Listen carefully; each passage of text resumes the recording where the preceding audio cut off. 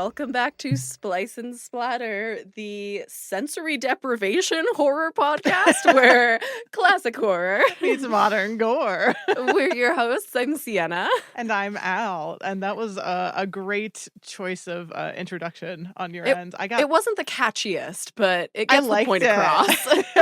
I'm always like, when you do that, I love it because I'm like, ooh, where are we going? And I forget every time. Yeah. And it's such a delight. People probably think we planned that. Siena's just witty on the spot as soon as we hit record. Witty is a strong term for it. I don't know if I would go that far, but I know I tried to figure out like a fit for this, and I realized my Dead Alive shirt that's has so good. A large set of eyeballs on my chest. That.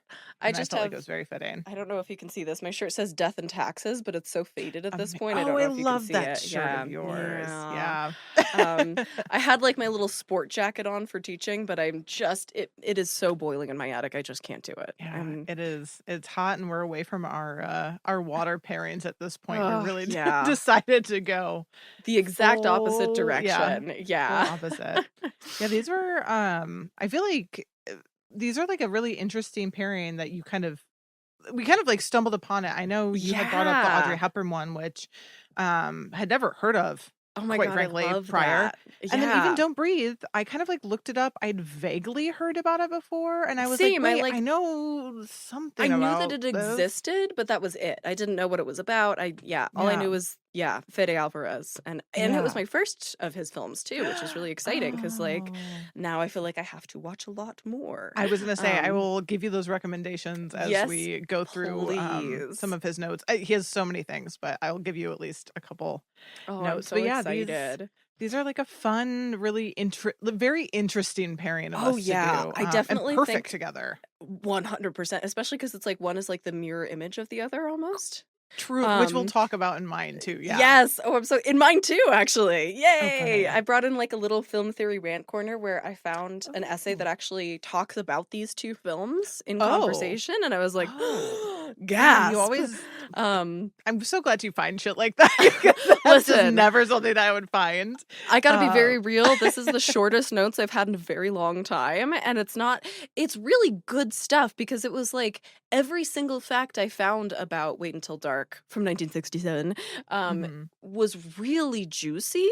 It was just like there were no like kind of mildly interesting facts. It was like a few very interesting ones and then nothing. So because of that, I did like a longer film theory rant corner to have like a little more to bring in. So that's great because I feel like there's a lot to talk to about these films that I don't really have like space for. I didn't carve that out in mine because I figured we could probably talk about it, but short notes as well, I think, for I love that. mine, which I'm gonna be honest, this feels great. But also knowing us, Lord help us all. It's still gonna be long. Yeah. Every time we're like, oh, my notes were so short today. We're like another hour and a half later. Listen. We try. Any tidbits? Do you want to jump in? I do have a tidbit. I do. I didn't think I was going to get one, but so remember on last episode, I talked about Stephen King's horror theory rant corner book, Danse Macabre. Yes. So in that book, which again I still have not read and desperately need to order for myself, but he cites Wait Until Dark in there as the scariest film of all time and says that Alan Arkin's performance as Rote is maybe, quote unquote, the greatest evocation of screen villainy ever. I think he's added new films to his list of best horror of all time since that time, because that was in 1982. But like as of 1982, this was Stephen King's favorite horror movie. No way. I was going to say, you got to think he probably updates that list all the time. However, I would imagine, but nice really to know that at that point, it was that high on the list. Yeah. Oh, I love that. That's great. I know we gotta. Everyone remember, we all gotta buy that book because Danse Macabre. We all gotta read it. Good. Yeah. Nice. That's a great you said one. you don't have a tidbit. I never do. I love it. Fantastic. I try, and then there's like sometimes I can't find anything, so I'm ready to just dive in from there. Please, let's dive away. Okay. Don't Breathe, 2016. Yes. Kicking it off with taglines as always. We have 3 really good ones, I think. I'm not surprised with a movie kind of like this. These are both very tagline-able films, I Yeah, think. very easy, and I feel like these are like very crisp movies put together well. So a great word for it. Yeah, very crisp indeed. So taglines, we got 3.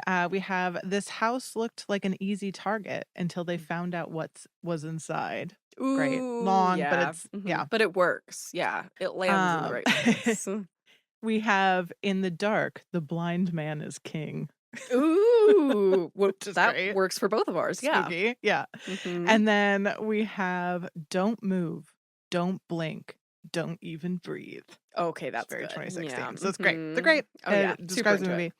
Like we said, this is director Fede Alvarez. This was actually the reason why I wanted to cover this one specifically, because he is kind of like most known for writing and directing his films, I've noticed. So he is most known for, a lot of people talk about still to this day, the 2013 remake of Evil Dead, which, put a pin in that, we will. That's kind of a big portion of this. But he also wrote and directed The Girl in the Spider's Web, Don't Breathe 2, 2022's Texas Chainsaw Massacre, and Alien Romulus, which is truly one of my favorite Alien movies. I've heard that one is incredible. Yeah. Ooh, jinx. What's David? Is it David Johnson? Is the actor in it? He had me from the very start, and then he's also stars alongside is Philip Seymour Hoffman's son. Oh my god, I almost called him Cooper Hoffman. Yeah, and in The Long Walk, and that is also. I would love to cover that, but it's also so depressing. But he's incredible. I love depressing horror. It's super depressing, but I would say as a recommendation, that would be one I would recommend for you to also dive into. Is Alien Romulus is so good. And for writers, we have Fede Alvarez. He also wrote it. No surprise, writer director. And we have Rodo Sayegas, is how I think that is pronounced. Awesome. He is best known for being co-writer with Fede Alvarez on Evil Dead, Alien Romulus, and Don't Breathe 2. So very much partners in crime, which we see often. Produced by Sam Raimi under his Ghost House Pictures. Again, not surprised, coming off of the Evil Dead remake that they did together. Ghost House Pictures, I think we talked about it a few times. We talked about on The Grudge. We also they also did the Boogeyman franchise, and then Drag Me to Hell, which I always bring up to cover here one day. Yeah, and that one's also Sam Raimi, right? Yeah. Okay, cool. Yes, the Boogeyman and Drag Me to Hell, Sam Raimi produced. Awesome. And so development, jumping into that, the project was announced in early 2014 and was originally titled A Man in the Dark, which I don't think is very creative. However, Brazil and South Korea kept that name when they played it. So I think that's kind of fun that it exists, but I'm just like, A Man in the Dark kind of gives, I don't know. Don't Breathe really just describe the story. Yeah, it's also funny. Mine, I think in it, like the Spanish language release of Wait Until Dark, I think it was Alone in the Dark. So like a similar kind of vibe. Yeah, they really no creative, none, zero. No creativity. The creative juice was all spent, gone. So director Fede Alvarez said that making this film was in some way kind of his reaction to people's reaction to the 2013 Evil Dead remake. Oh my god. Specifically the criticism it received, which makes me feel so bad. So this was kind of his redemption film in a way. A lot of the criticism was badly received. Sorry. It wasn't as bad as I think he feels it was. That makes sense. That's very filmmaker. It made I think I have some of the numbers later of like what it actually made. I loved it. I saw it in theaters. But we'll talk about that as we move through this for sure. But most importantly, he felt really bummed about the reaction. And so that's what we need to keep in mind here. Makes sense. Regardless of our own feelings of it. He didn't think it was he was upset about it. Yeah, got it. Some of the criticism it received, too much blood, which I think is fucking hilarious, considering now where we are in the franchise with like Evil Dead Burns, which I heard, I have not seen yet. It's relentless. It's not stop. So too much blood in Evil Dead is a wild criticism when that is truly the movie. That's the series. That's the whole series. That's the original, honestly. So that was one of the criticisms, which is wild. Focusing too much on shocking the audience. Hello, we're horror lovers. And then just being a beloved remake, like a That's always going to be classic hard. remake. So yeah, those were the things he was up against. Those were the things where he was like, I need to do another film and kind of get everyone back on my side, or at least feel better about myself. So he kind of talks about his feelings after Evil Dead and going into making of Don't Breathe as, like I said, his redemption. He said, quote, the film really started from some rules my co-writer and I had after Evil Dead. Most of the time, everything we do is a reaction to our past experience. If you fail at some job, you work harder, you try, and you look at those love-hate relationships and then look at those reasons. So that was kind of his thought process going into this. He said that for Evil Dead, it worked on for some people who love horror and then not for others. And so there was like a lot of polarizing people together with that. They either loved it or they hated it. He even noticed kind of like 3 things working against him for that film, specifically saying, quote, it was a remake, so obviously a lot of people saying it was impossible to beat it. So the whole movie doesn't make sense and they won't really like it. Again, I think that goes with people not liking the blood. It's like, hello, where are you coming from? Yeah, you're missing the whole point. You're missing the whole point. He was like, that bothered me. There was also the sense that with a lot of blood, you can do anything, just throw it on the screen and it's easy. And he was like, I hope it's not that easy. And then the last thing was that there was so much shock. There was so much room for suspense. But he overall says he was very proud of those choices. So again, I think he was going into this, had Sam Raimi on his side. He's riding this high, and then just it was not what they expected it to be. Got it. Oh, and I have those numbers actually here. I thought I had them lower down. So for context, 2013's Evil Dead cost roughly $17 million to make and grossed about $97.5 million worldwide. So it did fine. It did fine. It holds a 63% critic score, a 64 audience score on Rotten Tomatoes. But again, I think just people held it too much. And I think now that we have the Evil Dead franchise that we have continued, like we got the show, we had this remake, and now we've had, I think that Burns is like the 3rd one in this. Yeah, we have like a better understanding of what it's doing, I think. Yeah. I hope that there's been kind of a reappreciation of it from that. I think there has been now, but I felt like it was really important to talk about where he was coming from and then his mental state going into this. So moving on to script and the actual idea of it.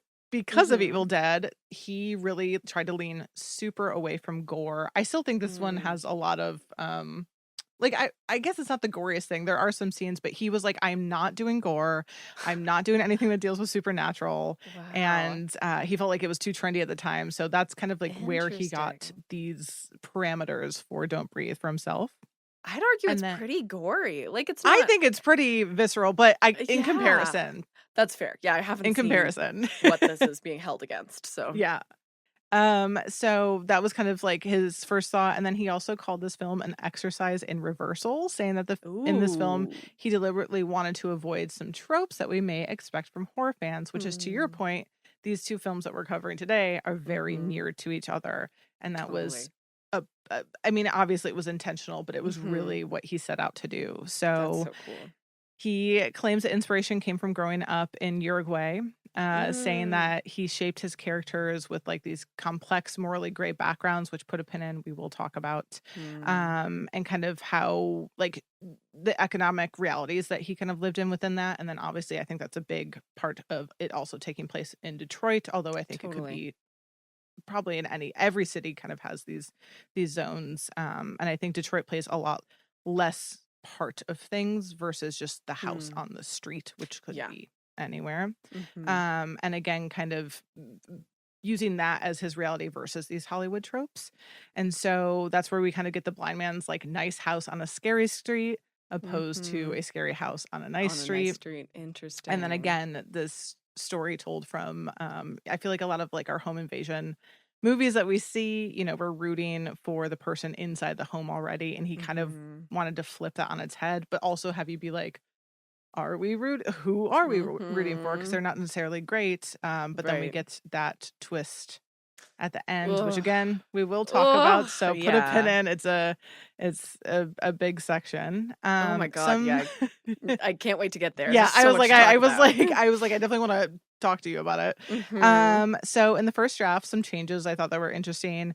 Rocky had the main female Mhm. lead had a longer backstory in an earlier draft of the script. I actually think that would have been nice, but I also like that we're Yeah. kind of put in this space where we don't know any of these characters very well. We get tiny glimpses, so we do feel conflicted in the beginning. So Mhm. I do think that was a great thing to take out. Yeah. And then the blind man didn't have a dog in the first draft of the script. Oh my god, the So dog is I thought that was I everything. know, and he continues Whoa. on in there is a Don't Breathe too, like I said. So Ugh. he does make his way in there. I believe it is a different dog that is in it. His name is No. Shadow in that one. But I kind of love Aw. that they kept that. And then again, it was very intentional that that dog was not a aid to him, but more so Mhm. a guard dog for him, which I Yeah. thought was interesting. Mhm. The do we get to it already? So morality in the script, I kind of wanted to talk about. Yes. Fede Alvarez, obviously, when writing the script for this film, like I said, we kind of get these characters where we don't know who we're rooting for until the end. And I have a decently long quote from him saying, "When someone invades your house, and that's why it's scary. That genre of scary movies, the home invasion, it's who's going to invade my house. We didn't Mhm. want to do that, but we knew that just based on watching that scene in many other movies, usually when you have a character that you care about entering a home, someone else's domain, it's always Mhm. scary. But it's an Mhm. unwritten rule that the owner of the house can do whatever they want, right? It's such a Hmm. strange thing. It's a no man's land almost to invade someone's house. And it's not that, obviously. There are laws and rules about Right. that, but most of them say that you can shoot them. And then he goes, "This is Mm. America." And so they did like a lot of research on that. Like the stand your ground state. So I think that's such like an interesting point that he's not an American hearing those rules. Yeah. Oh, that's so Um, fascinating because that is like American gun culture is such a huge part of this movie. And I yeah, do feel like it would be a very different film if it were made by somebody who grew up here. yeah. Yeah. It's such a and it's I feel like it's at this point like so ingrained in us and in Mm-hmm. America of like that is a thing. It's often talked Yeah. about gun control is non-existent in this fucking Right. country. And so they did say they did a lot of research on that Mm. and about that, and he just found it kind of like wild that that's a thing, but it's obviously like I would say like that's more of the trope I think that Yeah. he leaned into with this when trying to stay away from so many things.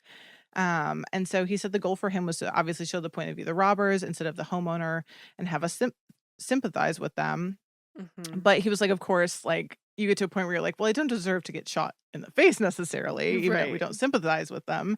And he even said, like, kind of taking this point of view and this stance of having these morally gray characters that when they first released the trailer on YouTube, it was pretty much 50-50 in the comments of like, oh, they got what they deserved. And some people saying they Oh, don't deserve to get executed anyways.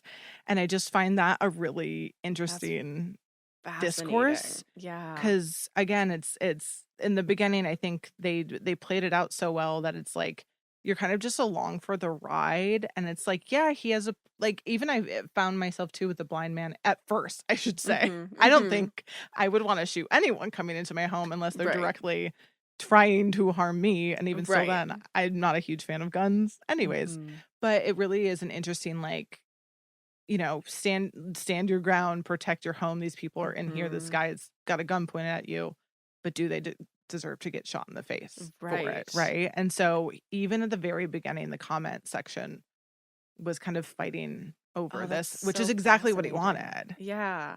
Well, and especially because since he's blind, he doesn't know that they have a gun at first. Like he doesn't know that they are threatening him physically. Right. Which makes And it all the more, yeah. Go for it. PTSD, he's an army vet, and that was like a Yeah. very conscious choice that they made in this Mm-hmm. film is to Mm. not only have it be this man that lives clearly in a house that is meant to keep people out and Mm-hmm. has multiple different things to then go in and then he's an army vet. It's just like it was so Yeah. perfectly laid out of like, yeah, what would you expect? Like you guys did your Mm-hmm. research on this man too. Right. Right.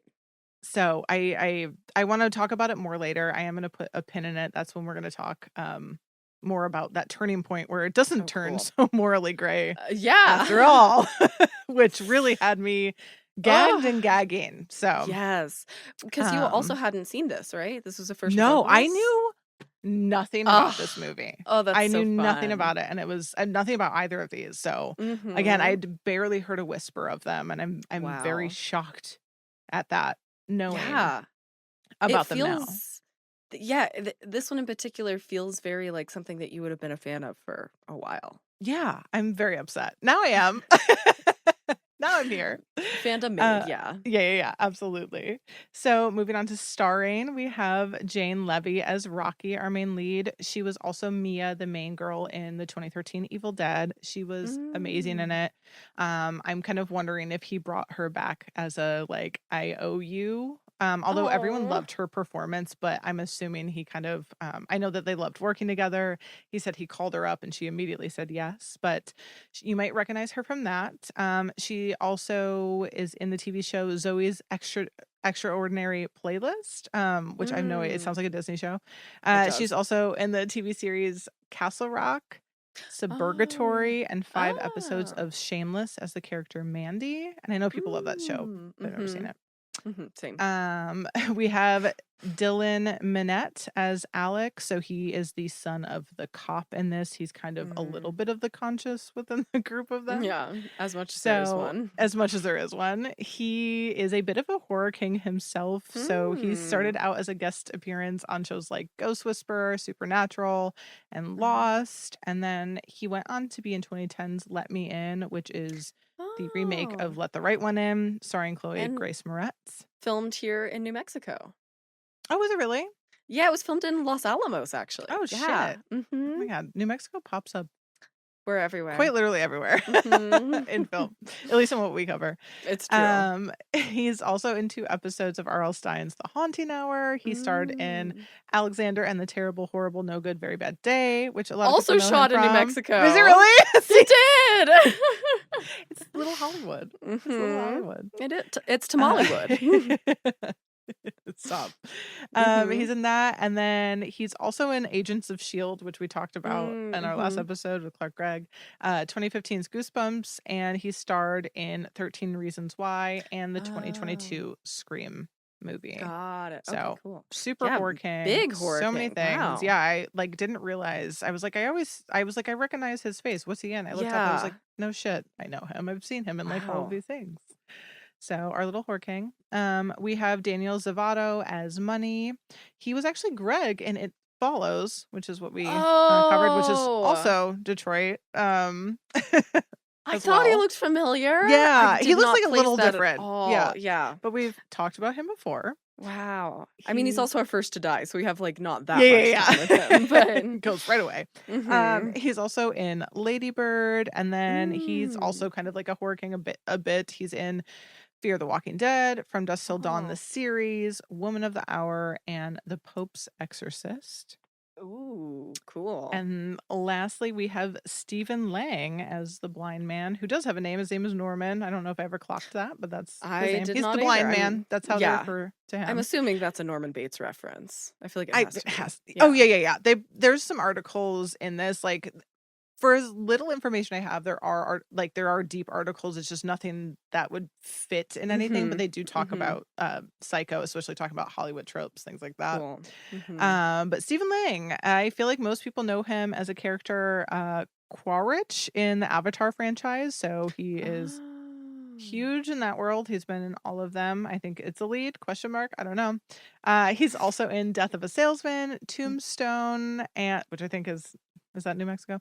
And then he's in shows like The Fugitive, Salem, Into the Badlands, House of David, and then voices Hawkeye in the Marvel's Wastelanders podcast. Oh, very cool. Yes, he is the lead in Avatar. I'm sorry, anyone I've offended with that. Thank you, Travis. We have the Rottweiler dog, which I don't know if has a name, but was played by 3 canine actors named Athos, Aster, and Nomad, which are wonderful names. And then Shadow goes into the second film, so it is a different dog. And Fede Alvarez confirms that there was no puppetry done, and all the stunts were performed by the real dogs, which I thought there were cases in, especially in the car scene, I could have sworn there were moments where I saw a puppet. And I was fooled. There were just real dogs. That's incredibly impressive. Right? Well trained indeed. Well, yeah, a little bit. He said they had them all. There were 2 that were in one area, which we'll talk about. There were 2 locations this was filmed. There were 2 kind of overseas, and then 1 in Detroit. And so he specifically said for like the car scenes, I would think at the most where we see him the most, they kind of utilize the illusion of an aggressive guard dog and kind of made the scene look terrifying. And he said it all came down to the editing. He jokes that if you look for an extra frame of footage, you could easily tell that they're the nicest dogs ever, which I think is so cute. And it definitely like, it's so funny because if anyone knows dogs or animals, it's just like you can tell those were just like happy panting and like the tail was going. And so I love that they're like, oop, cut that. His tail's wagging. No, that's so cute. So that's how we got the goodest of boys. Oh, such good boys. Such good boys. And I wrote kind of a director cameo. I'm wondering if you saw one of them. Trav sneakily saw one. I was very upset. So one of the director cameos we get is not really a director cameo, but the Blandman safe, the little code that's on it is actually Fede Alvarez's birthday. So that's where we get the 2978, which is great. That's super cute. And the other one you may have spotted in the credits, which is director Fede Alvarez is credited as a viola player on the soundtrack. No way. Which I was like, that's so random. That's so cool. And I was like, viola, if you don't know, is like a deeper violin. Is what it is as an instrument. But he also, I kind of like looked into this because I was like, that's like a wild instrument to play. My sister grew up playing it, and I'm like, no one like even knows what a viola is. So what are we doing? But he's credited as the writer for the song "Baby Little Baby" in the Evil Dead remake he did. And then he's also credited as performance / play version of Lisbeth's theme for The Girl in the Spiderweb alongside the composer Roque Banios, who is also the composer for this. But apparently he has dabbled in music projects his entire life. He was in an independent musical group called the Fede Alvarez Quartet, which is great. Incredible. But him and his co-writer on this, Rodo, I believe, they're big metal fans, like heavy metal fans. And so when they first became friends, they were in a heavy metal band together for 10 fucking years, which I think is I love that. So That's cute. Adorable. So he's a little bit of like musical genius, and I'm so intrigued if he's going to do more stuff like that in the future on future projects. Because I'm like, 10 years playing instruments together, specifically in a band and metal. He's got to know his shit. So that's where that comes from, and that's why he's credited. And those are like his only credits in his films. Man. So jumping into budget, not very exciting here. If you want to just take a stab or not, I will happily give the information. Ooh. You said that the Evil Dead remake was around like 17? I believe so, yeah. So I feel like I remember you saying that most of it wasn't shot in Detroit. I'm gonna tax go incentives lower. Yeah, I think you would be maybe correct. 8. Close. 9.9. Okay, yeah. I was gonna say 10, and then I was like, let's go even lower. Basically the same. Yeah. Okay, great. Yeah. So very like reasonable budget, I think, for this. All things like, considered, I'm sure money well spent. Yeah. Absolutely. And a little bit less of a task to take on because it was just an original screenplay. They were very smart about what they did. So like I said, location and production, they began filming in June and wrapped in July. I don't have specific dates, but like a very reasonable shoot. I think a pretty short shoot. And despite taking place in Detroit, most of the film was shot on a studio in Hungary at a film studio called Stern Film. It's just outside Budapest. So, oh my God. Yep, that figures. Yep. That's where you see, if you watch the credits too, it's a lot of crew from overseas with the names. I had a ball reading everyone's fantastic names. Am I remembering correctly that Barbarian did the same thing and filmed like partially in Eastern Europe? Oh my I don't know if gosh. I'm You know what's correct about funny? I that. watched Barbarian today and I was Oh like my cackling god. at doing like a Don't Breathe Barbarian. There's Yes. just so much in conversation that also would have Totally. been a great pairing. So if anyone's looking for a double feature that way, There you it go. was really fun. And yeah, very like Honestly, paralleled. yeah, in a lot probably of has ways. way more in common with Don't Breathe than it did Yeah, more in with common, but I like that these mirror each yeah. other in that This way. this is a really satisfying pairing, but it does make me Yeah. look back on Barbarian and Fire Walk with Me and be like, what were we doing there? I listen, having fun, picking It films we want to watch. was, yeah. So again, Detroit and most of it in Hungary, outside Mhm. Budapest. And so almost all the interior scenes were kind of like a complex layout of the rooms on the Mhm. studio. And even there were like some exteriors of the house and street built on the Wow. studio as well. But they did have Interesting. some things in Detroit. So after they wrapped in Europe, they spent about a week shooting exteriors in Detroit. So a lot Mm. of the close-ups of the house we see from the exterior are in the studio, but Mhm, a lot of mhm. like the more wides and obviously all the aerials are Detroit. So like a That lot makes of the sense. B-roll, this like I said, the streets, the backdrop of Detroit that we see kind of getting, and then the opening kind of slash ending of him dragging the character Rocky, Mhm, obviously mhm. shot in Detroit.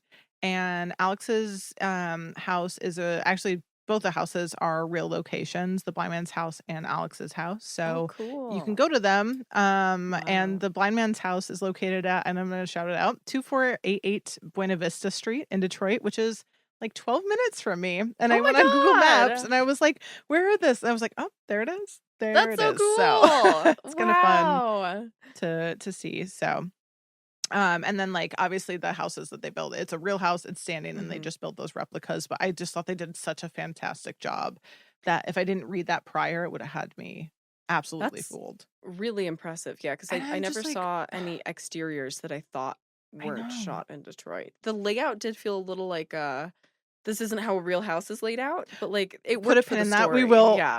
Oh my god, you and Fede Alvarez would both agree on that. So Oh my we god, I put a love pin in it. that because we do talk about that. But we want to thank our production designer. So we have Yes! Naman Marshall. So he did The Visit, which I know me and you have talked Oh, about covering on yes. here. Mhm. He did Old, Knock at the Cabin, Mm. so a lot of like M. Night Shyamalan. Mhm. He did Mortal Kombat. He also worked on Alien Romulus, and then he Ah. was art director on The Dark Knight and The Dark Knight Rises, Oh, cool. Transformers, Revenge of the Fallen, Secretariat, Wow. Dawn of Planet of the Apes, Nightcrawler, and John Wick 3. So very Wow. robust Yeah. career, very big budget Hollywood, so he knows how to make things work. And he did Mhm. an incredible job. And we'll kind of come back to him and the layout of the house as we kind of Ooh, get further in. awesome. We have our cinematographer, Pedro Luke. He is also originally from Uruguay and made his kind of like big Hollywood debut film kind of in LA. Mhm, mhm. And I want to say this was the one Oh. that he did when he hopped over. And then he also did The Watcher, Look Away, The Girl in the Spider's Web. So he worked with him again. He did Swamp Thing, 2019's Jacob's Ladder, which I didn't know there was one. I did not either. Body Cam, Antebellum, Don't Breathe 2, Paranormal Activity. So again, Wow. a lot of Horror big King. budget, yeah, Yeah. horror. Mhm.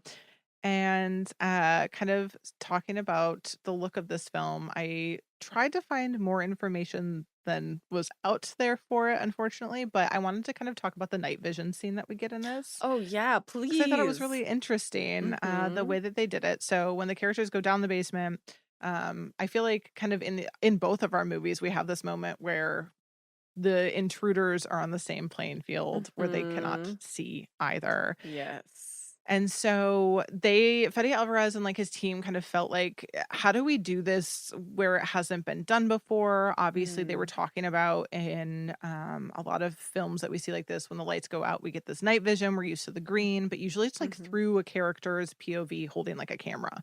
And Mhm. that's what we see. And I love actually Yeah. that we both had this moment and I thought they were both done in really So cool ways. well. Arguably, I Yeah. like yours better, but I did find Oh. this one really interesting. I did too. Because Yeah. we didn't get that. And so I tried to figure out, like, how did they do it? Like, how did they shoot this? And I could not Mhm. find what they did. I'm just Oh, assuming they did a lot of it man. in post, That could and be, took out yeah. a lot of shadows. So it basically looks like night vision.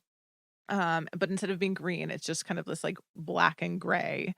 And so Interesting. they kind of like talked about how to make this work. So they were like, how do we get the audience to understand that it is Mhm. complete darkness without having it be complete darkness, Complete which darkness, yours yeah. does. And I do Yeah. think that is a great thing they could have looked at, Yeah. honestly. But they obviously want to show the action that's happening. Mhm. So when director Fede kind of was talking to his DP, he was just like, let's just assume that the audience knows visual language, which we do. Mhm. Right. So we're not going to focus too much on that and like explaining that to them. And Mhm. so they were like, if you see like the light and no shadow, and Mhm. monochrome, like they would just understand that it's You darkness. get So what that means, yeah. that's what they did. They were like, we're not going to make this anything bigger than it is. Mhm. They thought it was going to be a big risk, which I think is really funny. Oh, that's so yeah, because Because I they're like, there's immediately light and you can tell that there's light and they can see it, but I was like, you guys did a good job. So again, I think he was Yeah. just this is where like He's being I hard wanted on to himself, yeah, yeah. and I want to give the context for like Evil Dead is just he was over it sounds like in interviews he was just overthinking and a lot of the interviews Oh. I read were from when this came out, not anything kind of like postmortem. Mhm. Mhm. So So he's he's still very much haunted by the yeah, ghosts he's of still Evil haunted by Dead, the yeah. presence. Like, is anybody gonna like this? So, Oh, if you read interviews man. with him, you're gonna see this. And so he was like so worried how things were gonna translate. And I was like, me and Trav, like watching this, we were like, that's cool. Cause it's not anything Yeah. groundbreaking, right? No, However, it's fun and it different. And I think is. it had a good effect. It reminds me of there are two things that it immediately brought to my mind, and one is obviously the ending of Silence of the Lambs, which does do the traditional green. But the Mhm, other mhm. is it reminded me so much of Zone of Interest. Have you seen that one? Oh, I haven't. No. It's not a horror film. I've It's heard of it before. horrifying. It's like Sure. yeah, it's about the Holocaust. But there's like a Oh, couple oh. of yeah, one of those. But there's Yep. like a couple of night vision sequences in that are also monochrome black and white, Mm. and it's like Oh, got a love. very similar feeling to this, and I loved it in both. Oh. Yeah. See, that's the thing, I wish I could find more on it because I was curious of, like, Mm. where if they had inspiration, like movies, like Yeah. Zone of Interest, like, where were they getting this idea Right. from? I wonder if Um this inspired Zone of Interest because Zone of Interest came later. Oh, did it came later? Okay, okay. Yeah. Yeah. Funny. Yeah, Yeah, so Fede I led the always charge wish here. Yeah, it was really a nice, it was, like, just enough where you could see what was going on because Mhm. I think we've seen, like, in horror, there's always Yep. kind of, like, the lights go out, they're in a basement, they Mhm. can't Mhm. and it's just, like, there's so many different ways to do it, and this is the first Mhm. time I've seen something done in this way, and I was like, "Good job." Yeah. I liked. That Yeah, was very fun. it really worked for me. Agreed. Yeah, yay. So acting in the dark, obviously. Ooh. So, the idea of the blind man character. So for Mhm. research, Fede Alvarez said that and I'm always curious like of where people kind of get their information, especially Yeah. tackling something that they don't personally you Yeah. unless you're in someone like you can't you have no way to kind of like understand this Mhm. world. So he said he watched videos of a blind YouTuber named Tommy Edison, which I love. Oh my Tommy god, what a Edison. name. That's Thomas Edison. incredible. That's so And good. he has these like online shows. So he has the Blind Film Critic and the Tommy Edison Experience. Oh, that's so And cool. yeah, and so he's been blind since birth. And his kind of like thing that he does online is answers the most common questions about being blind. So obviously Mm. that was a great resource for him. He has like That's awesome. so many, he has like an IMDb page with all these episodes. Wow. So yeah, really robust kind of thing that he could look through. Especially in 2016, there's so many content creators now that are blind. Like there's even a girl that I follow on TikTok and I'm blanking Mm. on her name, but we kind of have more access to Mhm. hearing unless you like talk he could have absolutely talked to real people. But True. when you're looking online, I think we have so much more access than even Mhm. 2016. It's So, true. it was Yeah. really cool that he kind of sourced him and shouts him out a lot in his Mhm. interviews. And so not only did he kind of look into that, we have the cast and how they were immersed and kind of got a taste of what it was Ooh. like to lose one of their senses as well. Mhm. So, not only with the look of his character as the blind man, but also to help with the immersion, Stephen Lang wore contact lenses that really, really, really restricted his vision. Put a pin So, in this for mine. Yeah. oh, cool. Okay. Yeah. I'm very curious about yours. Mm-hmm. So specifically like low light. So he just Mm-hmm. couldn't have a lot of light let in. So everything was very dark for Mm-hmm. him, very hard to see. So that kind of helped him understand the perspective of the character he was playing. Mm-hmm. And the other actors in the scene, kind of taking place in that dark basement scene, they wore contact lenses that made them look like they had dilated pupils, and those also greatly restricted their eyesight. Oh, that's so So they were both kind of, again, cool. like playing on the same Same field with not being field, able to yeah. see in that. So I think that's Wow. really interesting, and like more work gone into that than I would Yeah. have initially assumed. Oh, I love that. Mhm. That's really cool. Yeah. And here's where we get to the choreography around kind of this house and the geography of the Yes. Oh house, my God, which I was very please. happy. Yes. So, how does the floor plan of this house work, It Sienna? doesn't, right? It It doesn't. doesn't. So, basically all the heads of department got together. I'm assuming like the DP and the production Mm-hmm. designer. They went to Fede Alvarez's house and he laid out like this chessboard blueprint of this house that he had worked up. And then he Wow. used one of like a bunch of his Star Wars action figures to essentially Stop. play out the scenes of the characters in the movie. So he would have like, here's the blind man in bed, and then he goes down the stairs, and then Mm-hmm. this person comes up the stairs. And so he like they acted it out together, which I'm like, what cutie patooties just playing with That's their Star Wars figurines. I'm like, who adorable. Oh played my who is what I want to God. know. Literally. Literally. Who was Han Solo? Who was Leia? Mm-hmm. Who's R2D2? Yes. We need to Oh my know. God. Yeah. He was like, The he talked dog about is how he's R2D2, I hordes. think. Absolutely. Absolutely. And so they basically played them out like a chess game and like this strategy game, which makes Wow. sense because watching it, I said, this feels like a video game. This It feels like this does. character Yeah. walks out, like the way that the blind man walks out of rooms and then these characters react. I'm Mm. like, someone could tell me Mm-hmm. afterwards, like, hey, this was actually based on a video game, and I would have And believed you'd believe them. it. But Yeah. I now think hearing what they did as a setup, it makes sense. interesting. I think especially the moment where I really got that feeling was when they like fall out the window onto the Yes. skylight to the basement and then they're Yes. back in the house again. That sense of Yeah. like the space Yeah, looping around loops. feels very Yeah, video game. Yeah. absolutely. Oh my God, that does. That one specifically does. Mm-hmm. So I have a quote from him talking about this too, as we kind of lead into it more. He said, quote, "When it's your turn to make a move, you make a move, and then the other party makes their move. We said the blind man makes his move. Time for the kids to make theirs, to make their own. We really wanted them to behave as you might in real life in that space. At first, the house was kind of a blank canvas, so the only way they can go out of the blind man's house is in that direction. Well, let's make sure there's no doors and windows in that direction." So that was kind of like his idea with it. And that's where your like sense Interesting. of, you know, they have to move for the sake of story, right? Yeah. Versus it making sense. So, working that choreography and that geography of the house, Director Fetty said his main goal was to have them behave realistically. So he kind of talks Awesome. about in like, again, trying to avoid the classic horror trope where the characters make the stupid decision because the plot Mm-hmm. requires it. He kind of wanted to have the reverse of that they kind of just have to move or they have to move.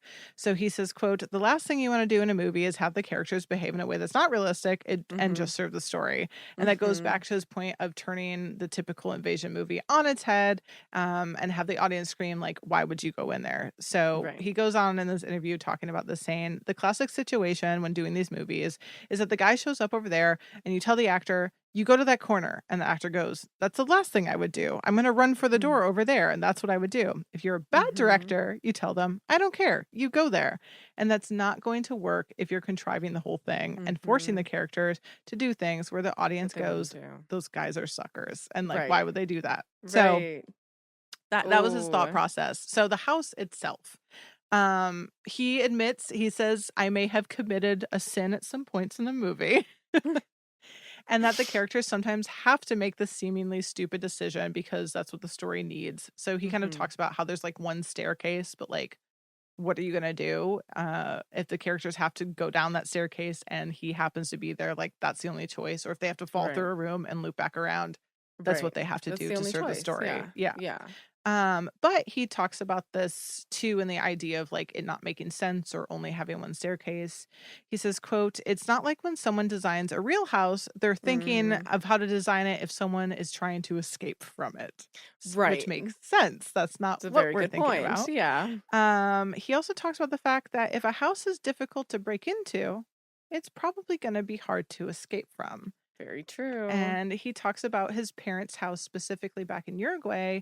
He said they're not in a terrible neighborhood like this film is set in. But he was like, my parents do have bars on every window, and so it's very hard to get in. And he was like, that's all it takes is for someone to lock the front door, and it's going to be hard to get out. Which is, I think about that all the time. Is like my escape plan for any room I'm in, because that's the state of life we live in. But it is true. It's like there was no other way. This guy did not want anyone coming in his house. He lived on this block where everyone moved out. He had shit to hide, so it would be hard. As hard as it is to get in. He's gonna have to get out. Eliminated as many possible exits as he can. And the last quote I have from him in this, he says, "It makes for simple logic in that way, but it works that way in the movie. And also, if you have to keep reinventing the spaces and places, it would keep the story fresh." So that was his idea of like looping them back around, not having him go. He didn't want to be stuck in one room the whole movie. Makes sense. I'm going to be honest, I thought for a while with her in that closet, they were maybe going to stay in that. And then all of a sudden it turned into just like trap doors everywhere. And I loved it. And I love it. Yeah. I loved it. So satisfying. So music, we have Roque Baños. He is a Spanish composer, most known for The Man Who Killed Don Quixote, which I still have not seen. Oh, yeah. Cool. The Heart of the Sea and The Girl in the Spider's Web. So he worked again with him. And The Commuter. Interesting. And I thought this was really interesting. Originally, Fede said that he had always had the idea that they were going to do almost a completely silent film. Whoa. So no music, no real sound design. I mean, for reference, Stephen Lang, the blind man, only has 13 lines of dialogue in the entire film, which is crazy. I thought it was a little bit more than that by the end. Yeah, but it makes sense. He doesn't really talk. So, like, in some ways, they definitely achieved it. There's not a lot of dialogue that happens kind of once we're in the house. Hence the title, Don't Breathe. Yeah, Don't Breathe, Talk. And I thought that was really, I'm really glad that they changed their minds, because I think what we ended up getting is like a really interesting score. Agreed. And so Roque said that the score of the film, his goal was kind of to make the blind man's house sound like it was singing and reacting to the intruders. And essentially trapping them in their own auditory maze, just like the house is. And I was like, oh, delightful. Great start. And he kind of describes this home as a lair full of secrets only the blind man knows. And so if you really listen to it, and I want to listen to it again, kind of knowing these things. So there's really unique sounds. And they basically did this by doing like Foley. They used dishes, metal scraps, and even like plunged objects in and out of water tanks to kind of get some of these sounds. And they found a guy in Tucson, Arizona, who makes his own instruments out of scrap objects. Some of these are like 6 feet tall. They're huge. There's some videos on him. And I'm like, I need like an hour of this man's home and like what he does. And so they like went to his house, and that's where we get a lot of like eerie percussion sounds that are kind of mixed into the score.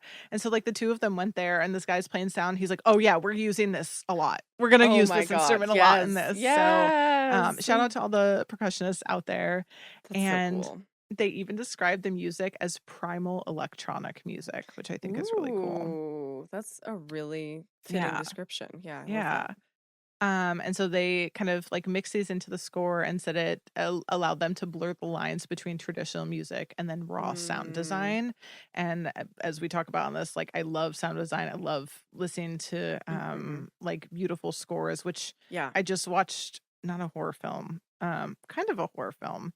The Testament of Anne Lee. Is that what it was called? I heard my really God, great things about that.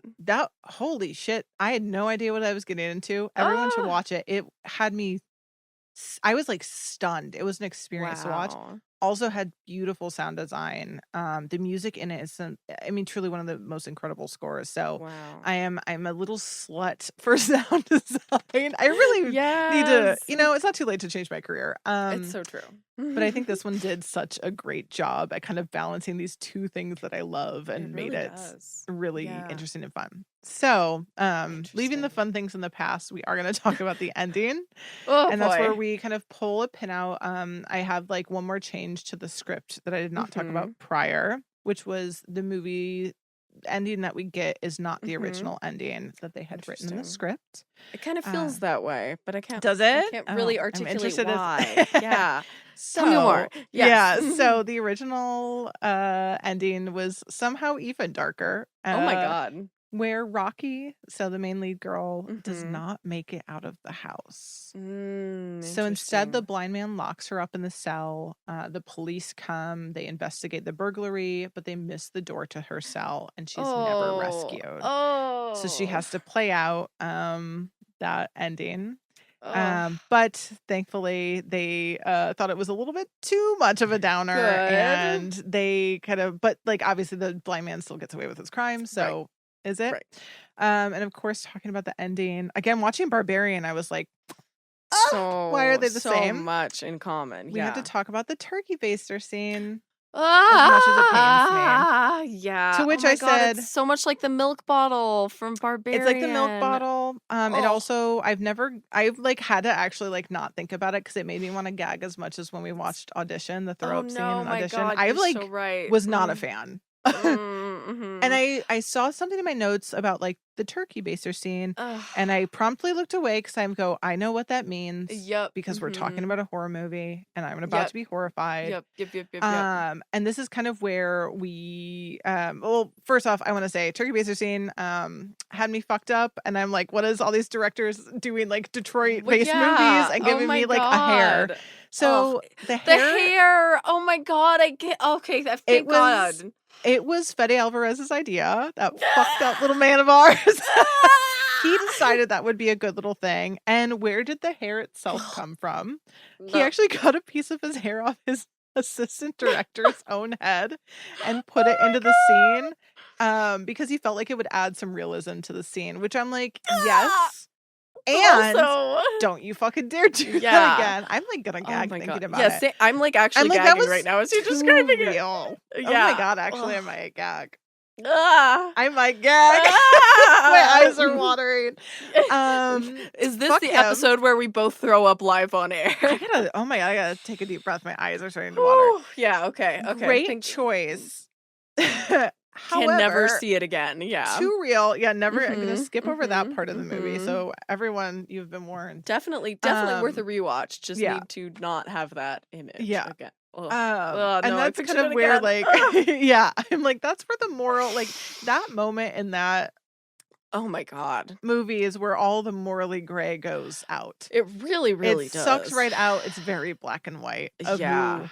I'm fully just like I am like get him, and the second that he was of course they go on to make the second one, which I haven't seen. I'm so curious what it is, but I thought that was such an interesting kind of turn, and I'm so happy that they let her out of that and to have the happy ending, because I think after watching that and just like sitting with that, I don't know what the reaction would have been actually from audiences for the film.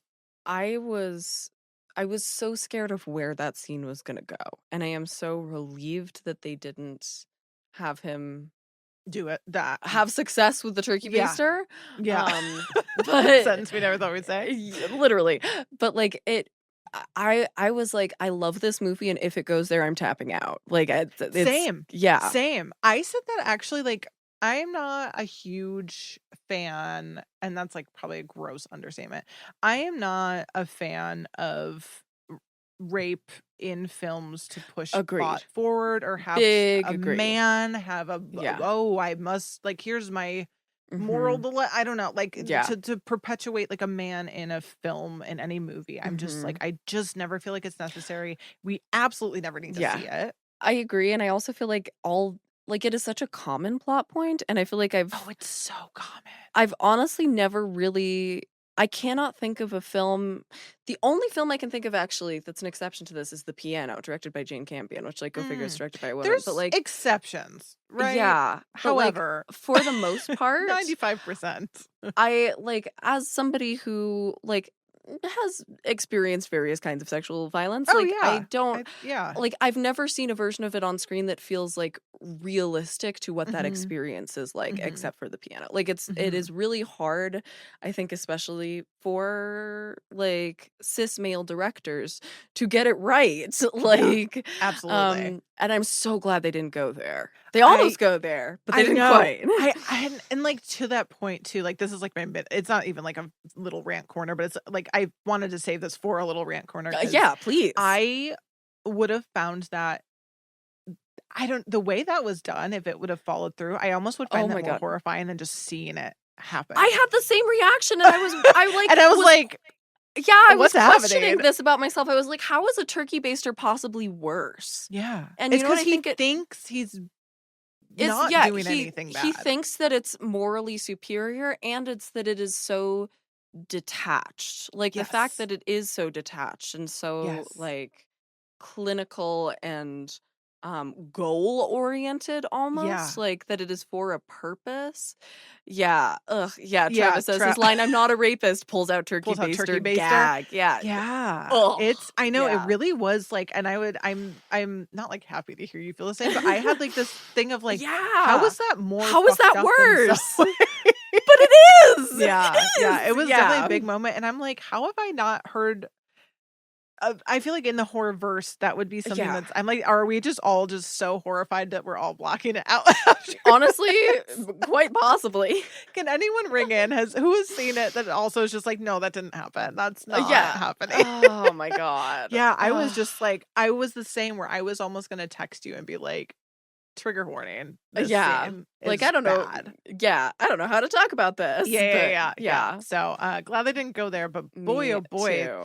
That was one of the most fucked up things I've seen in one of the episodes we've covered on here. Truly. Yeah, it really does give Audition a run for its money. And honestly, not to get too graphic here, but also like the detail of like, as he's carrying the turkey baster, the like drip coming. The drip is what, Siena?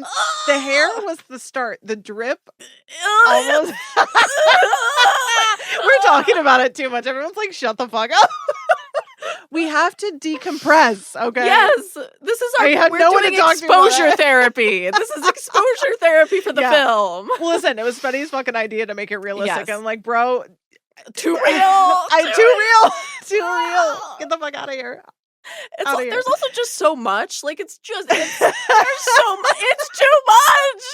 You don't need that much. I know. Yeah. This is horrible. I'm so sorry, y'all. It's awful. Okay. Anyways, so we are done pretty much with the movie. We have the premiere and the audience response. So again, I think with that ending being changed is where we get God. So premiered at South by Southwest on March 12, 2016. It was released in theaters August 26th in like around like 3,000 theaters in opening weekend. Nice. And so before I make you guess budget, I kind of want to run you through some like teasers of how it did and how people responded to it. Because again, this one fully went past me somehow. So the film made $1.9 million alone on its Thursday night preview screening, and then $10 million opening day. And it only took 11 days, for context, took 11 days for it to surpass Evil Dead reboot that he did. Oh my God. So in under 2 weeks, he probably felt really good. Wow, what a redemption arc for truly. And like, that's bless him. Yeah. Oh my God. Did it pass? I feel like it had to have passed 150 mil. A tiny bit. $157 million is what it made worldwide. God. That's on a $9.9 million budget. So definitely. How did neither of us know that much about this before? I have no idea, because that's like, it's so that's crazy. Huge. It was apparently the biggest original horror debut of the year of 2016, besting 10 Cloverfield Lane, which everyone I feel like keeps asking us to watch. Or cover. It was the biggest Screen Gems August opening ever, beating Takers from 2010. And then it was the biggest debut for an R-rated original horror film since The Conjuring in 2013. Oh my god, which that's is wild. crazy because everyone talks about The Conjuring, and I'm like, who has forgotten Don't Breathe in all of this? Wow. Oh my So gosh. And that it's kind of so gives some. good too. It was like it was a solid movie in my opinion. Yes. Like, super solid. Everything worked on all cylinders. It was a ride. The music, the acting, the cinematography, like it was just really, really solid. Yeah. I've like a solid 4 stars. Like it's not a masterpiece, yeah. but I had like that's the thing. I had Yeah, no not complaints. a masterpiece, but just a solid movie. Yeah. Like it got the job done really successfully. Yeah. So I don't know how. Really quickly, it has 7.1 out of 10 on IMDb, 88 from critics, 78 from audiences, and then a 3.3 on Letterboxd. So again, a lot of people decent. like praised Fede for tapping into several primal human fears and kind of like further establishing himself as a genre filmmaker. The primal human fear of turkey basters. Listen, I don't like those motherfuckers anyways. I think they look freaky, and they are used like in different clinical ways, and like the jokes people make don't like any of movie, them. I'm like, I'm fucking done. Don't want to think about them. Never None allowed in the again. house. Not my home. Yeah. No. Not in my house. You come in here, you're leaving. Why did we both have the same door? thought? Yeah, absolutely not. So yeah, that is it. That is my little my God. Don't Breathe. There wasn't a ton, but there was like enough. I stumbled through that, guys. I'm so sorry. I had a great time. I don't know what you're talking about. That was fabulous. To speak today. It's fine. I think you did a great job. Applause all around for Al. I say that every time. I'm like, that was shit. That's fine. We're always you guys like me, right? It's fine. But yeah, I don't know. I don't know how that one just went fully. Yeah. I mean, fully by me. Like these films have, like, they lived nowhere in my bubble. Yeah. And I feel like they should have. And I think I've said before that home invasion horror is like one of the genres that scares me the most. Like it really gets under my skin. And given that, I'm so, especially because like this is not The Strangers. This is a home invasion horror that feels very, and you know what I think part of it is? I think it is because it is so morally gray. I think that's a huge part of why it is so successful. Whereas like we both hated The Strangers, and I think a big part of that was this sense of like there's no moral gray area. It's like these people are evil for no reason, and they're coming to hunt you down just because you're there, because you're home. Yeah. And like that doesn't scare me. What scares me is human nature. And this absolutely. really gets at that in such a brutal way. Yeah. Really, yeah. Solid film. Yes. Yeah. I definitely feel like I need to watch more Fede Alvarez after this. Alien Romulus is so Adding it's it just to the list. it's also just beautiful. And I'm not sure. I don't think is it the same? I forgot if I said it was the same cinematographer. Oh, I did not know that. Amazing. I don't know. It might be. It might not be. Question. Do you think that, because I have seen Alien and Aliens, I have not seen the others in the franchise. Do I need to? Okay, great. No. Love that. Fantastic. Because that's what's held me back, because I've heard that it's so good. No. I just was like, do I need the Absolutely the info? Not. Great, no, they do fabulous. a really. I know good what a job xenomorph is, so yeah, and one of the without saying anything, you'll be absolutely fine, and then you'll have a moment. But they do a really great job. I haven't seen a ton of the Alien movies either. Neither have I. Trav says Alien 3 doesn't count. Alien Resurrection is way in the future. Fabulous. Yeah. Okay, great. Cool. Yeah, so you're good. And it's just beautiful. And I even love the Evil Dead reboot. I think they did a really cool job. And I remember walking out at such an Evil Dead, like huge Evil Dead fan back then. I walked out of there and I had the best fucking time. So oh yeah. Everyone can say what they fucking want. I think that movie is owed. I think we need to all apologize. Yes. And if you're listening to this, apologize to Fede Alvarez. Yeah. If you're listening to this and you hated it, give it another try. Yeah. Just one more time. You know? The idea of anybody criticizing an Evil Dead reboot for having too much blood is just insane to me. Wild. Did you not watch Evil Dead? Did you not watch Evil Dead 2? Right. Did you not see all of the like green goop flying all over? I was going to say, yeah, it had so much blood they had to change the color of the blood. Literally, yeah. Like, quite literally. Like, that's closer to what, more blood is closer to what Sam Raimi intended. Absolutely. And I think I think everyone's in a space now with how well the Evil Dead franchise is continuing on. Yeah. That we gotta go back and give credit to him Indeed. in that. Indeed. So, Agreed. anyways, that's All me. right. I'm Should done. we take a break, pop out our contacts, and be right back? Absolutely. We'll We'll be right back. And we're back. I feel like we must reveal on air the curse that you just experienced, Al. That's like, how awful is that? It's too good not to. Yeah, I got Bureau, sponsor us. I grabbed a little bureau and there was just a hair on it, my own hair, but it was like a harrow wet, on the bureau, you know? Yeah, a harrow on that makes it sound cuter than it felt. Then it should be, yeah. Like a solo hair in any context, like truly horrifies me. Like somehow, truly. if there's more than one, it makes it better. It's weird. Yeah, absolutely. Yeah, I like when they move in herds. I don't like when they're solo. That note. A herd of hair. No. It's all gross. Awful. Everything's awful. That's the vibe. Yours is far less disgusting film to talk about. This is true, actually. Yeah, there's a lot less grossness and a lot more just, well, actually, I want to start here. Did you find it scary?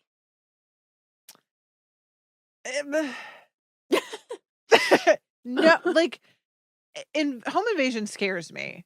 Mm-hmm. This movie did not scare me. I mean, it's very 60s. And yeah, I think very 60s pacing. Yeah, I think that's probably why. However, back in the day, if that time, like, yes, it would be scary just because, like, the idea of, like, a bunch of con men. Although, yeah, what's his name looks like Doc Ock, and that's all I could think of. Actually, speaking of Tom Holland, Cunty, by the way, amazing. Character. It's incredible. Yeah. But yeah, I wouldn't say like this film scared me. Did it scare you? Does it scare you? It actually, so I first watched this film when I was like 10, I think. This was one of the ones in the batch of films that my mom brought me when I like first started getting into horror because it was one of her favorites. And this freaked me the fuck out. As a kid, like, yeah. Oh my God. I think I said on air last time, like this and Psycho were like on a level for me. And I was expecting rewatching it for that to like be completely dissipated. And instead I was just like right back at 10 years old. And I was like, oh no. And like, I knew what was going to happen. I knew everything that was going to happen. And I could see how silly Alan Arkin was being, but I was still like, oh my Alan God. Yes. But that's like, isn't that great though that you were able to it was really be transported? Because sometimes it doesn't happen. Even like when we're on this podcast, like pulling up ones we haven't seen in a while, it's like, oh, they kind of like landed differently this time. Yeah, and like, that's kind of a bummer. But how nice that I didn't do that this time. The exact opposite of what I was expecting. I was expecting it to be like I appreciated it. I wasn't scared by it. And instead it really got under my skin, y'all. Oh, yay. Well, that's I'm happy for you when I say that without like, because sometimes it is a bummer to come revisit and you're like, oh, totally. Yeah. Well, and it was your first Audrey Hepburn movie, right? It was, which it's I love so funny that I can say that. Yes. Yeah, I've never watched one of her movies before. It was Dana's first Audrey Hepburn too. Really? Oh my God, I'm happy to not be alone because I kind of feel you're not alone. Yeah. I feel like a butthole sometimes. I'm like, I've just never been intrigued by she's the like film she's been in. She's a very specific taste. And this is very like not Audrey Hepburn flavored Audrey Hepburn. Like she's doing something very different here. Yeah. But what did you think of her? What was your first Audrey like? I mean, I always I'm just gonna preface that like movies where people are blind are tough for me to watch because I don't feel like anyone does it well. So like that aside, I have like nothing to hold her up against, and I thought it was like a perfectly like 60s movie, and I liked her in it. I mean, the little girl I wanted to fucking bitch slap like the little girl's a nightmare. Truly. She's the problem. True. The real villain. It was, I wouldn't say I'd watch it again. That's so fair. So fair.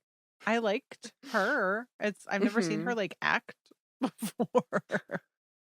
And you said I don't know if I feel like I'm selling this that well, but it was fine. We don't have to sell it. That's totally fine. Yeah. And you were saying that you don't usually like blind performances. How did the performance, like the blindness of it? Oh, that's so interesting. Oh my God, tell me more. I don't know. I'm not like offended at all. No, I'm just Dana and I were both also, like, did you like? Oh, I want to we hear were both you gagged first. by it. Yeah, Really? We both thought it was like an amazing blind performance. So I'm for super the 60s, curious. I would say that's where I'm That's giving fair. it a lot of graces because like it was the 60s, like having any sort of representation and not have her be like weak Yeah. in Yeah, the that fact that sense is like yeah. it's so I'm like so shocked that this was a movie that was done then. Like Yeah. it's kind of like if you really sit and think about it, and then like yeah, like on a political level, it's very like surprisingly progressive the way yeah. it's like approaching her character. Again, I'm not But blind, yeah, so I'm not going to speak yeah, for a true. community I know Agreed. nothing about. However, I was surprised for the 60s that they handled it so well, made her a pretty like I like her with the matches was great. By the way, I loved that fucking scene, which I know really you're going to talk fun. about probably. Oh, of course, yeah. But I think just like in the context, it sometimes it's hard for me. But I think for the 60s, I need to also take my like coming right out of Don't Breathe. I think those are wildly different films to watch together. Yeah, and very different like kinds of blind performances too. Yeah, I was gonna say not even like close to the same types of characters. So yeah, well, I guess yeah. Oh, sorry. I think it's also really interesting putting these two next to each other because the character in Don't Breathe has been blind for a while and is like used to being blind, and Audrey's character is still very new to it and like remembers sight. That's like, true. That's like true. we heard that it's like an accident that happened like within the past year, and so she's still like adjusting to the world, and like you feel that with the way that she's playing it. I forgot about that. That's true. That's fair. Oh yeah, no. If she was playing somebody who'd been like blind from birth like this, I think that's like, what my brain thought. Yeah. Okay, maybe I gave that makes so much sense. Whoopsies. Yeah. No, if I thought were that, they I would looking be at like, the camera the what whole are you time, doing? Siena? Yeah. It's a funny game situation. The whole time. The whole time? The whole time. Oh my god. Now yeah, and that's who's like the blind one? Me. well, and I think that's honestly part of why it frightens me so much is because the idea of like suddenly losing sight in adulthood as somebody who makes movies and loves movies is very like that's like a big fear of mine, and the idea of like that kind of a sudden adjustment as opposed to like with anything else, if it's something that you've either lived with since birth or happened when you were very young, that's a very different experience of the world. Absolutely. Yeah. So yeah, I think that's a big part of why it still gets at me. Yeah. Like, I add another point, add another star to it. But yeah, I'm like happy this was my first Audrey because God, she's just like she is so mesmerizing to watch on screen. She is. You like it's very easy to understand watching this why like Audrey Hepburn is Audrey Hepburn. Like absolutely. She's just very she's got that X factor. I don't know. Baby. She's Hollywood. And she's got that like completely unplaceable accent that's just like yeah. Sure. What is that? That was just listen, there's so many accents back in I'm like, what were we all doing? Yeah. More whimsy, honestly. It's so true. Yeah, she's got a very whimsical accent. Okay, anyway, I've just like taken us on far too long of a tangent before even diving into the film. Wait Until Dark, 1967. I also brought in taglines to start us off. As with yours, they're very good. I was very pleased with these taglines. And like very not 60s taglines for the most part. Like they felt surprisingly modern. We have 4. There were a couple others, but I brought in the ones that I thought were really good. So we have a blind woman plays a deadly game of survival. Nice. We have what did they want with her? Which listen, that's a great one, actually. I love that. Yeah, like that taglines that are questions, I think often work really well for me because it's like it's an invitation. And then this one still gets at me. The blinds moving up and down, the squeaking shoes, and then the knife whistling past her ear. Ooh. I'm like, oh, whistling knife. Ugh, that like that bitch knew what those blinds were up to the whole time. The whole time, I know, the whole time. She knew. And then the last one is, why should a killer fear a blind girl? Wait until dark and find out. Nice. Oh, I like that. I like yeah, that a little fun. hiding the title in the tagline moment. Very cute. Very cheeky. This is directed by Terrence Young, who actually got his start as a screenwriter, but was best known apart from this film. This is one of his more famous films, but he's a Bond director. He did, which is really I feel like you kind of see it with especially Yes. like the beginning bit with the heroine doll, like Yeah, the yeah, kind of the yeah. first 20 Yep. minutes before Audrey appears, it unfolds like Yep. a Bond That movie. makes sense. So he did Dr. No, he did From Russia with Love, Thunderball. He also did a bunch of Charles Bronson movies like Red Sun, Cold Sweat. So he's not a horror director, but he also doesn't seem to be somebody who'd worked with many female protagonist stories, which I thought was interesting because this like it's all about Audrey. Yep. I think we have really after those first 20 minutes of setup, there are almost no scenes in the movie that don't have her in them. There's like a Yeah. couple tiny brief little bits outside the house, but Yeah, really it's a lot of the we're guys with up her. front and then onto her. The screenplay has two authors. There's Robert Carrington, who also wrote Kaleidoscope, Venom, and Fear is Key, none of which I've heard of.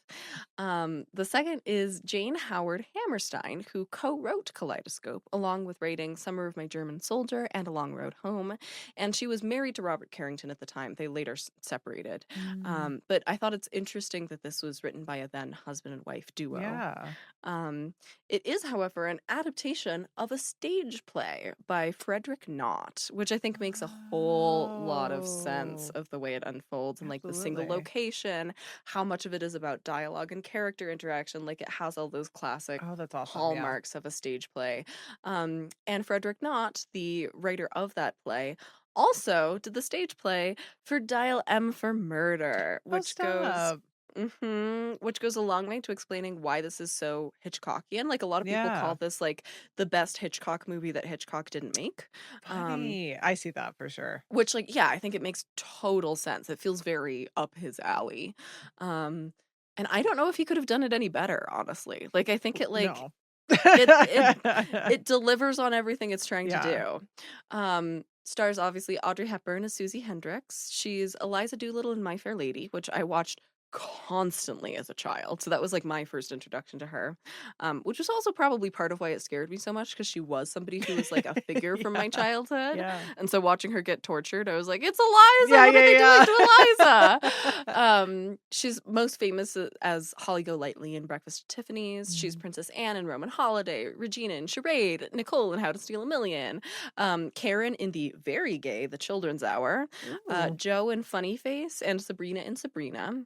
But after this film, and I think I teased this last episode, she took a 9-year hiatus from acting after this film before coming back as Maid Marian in Robin and Maid Marian. And she only made 5 other projects in total after this film. So this was like very this was sort of like almost she went out on a high note and then did like a couple other things like almost a decade later. But this was the last of like the major period of Audrey Hepburn's work. And she was 38 at the time this came out, which like in Hollywood in the 60s was, like she's on the older side. Ancient. I know. Look at that. She's not even in her 20s anymore. I'm a grandmother.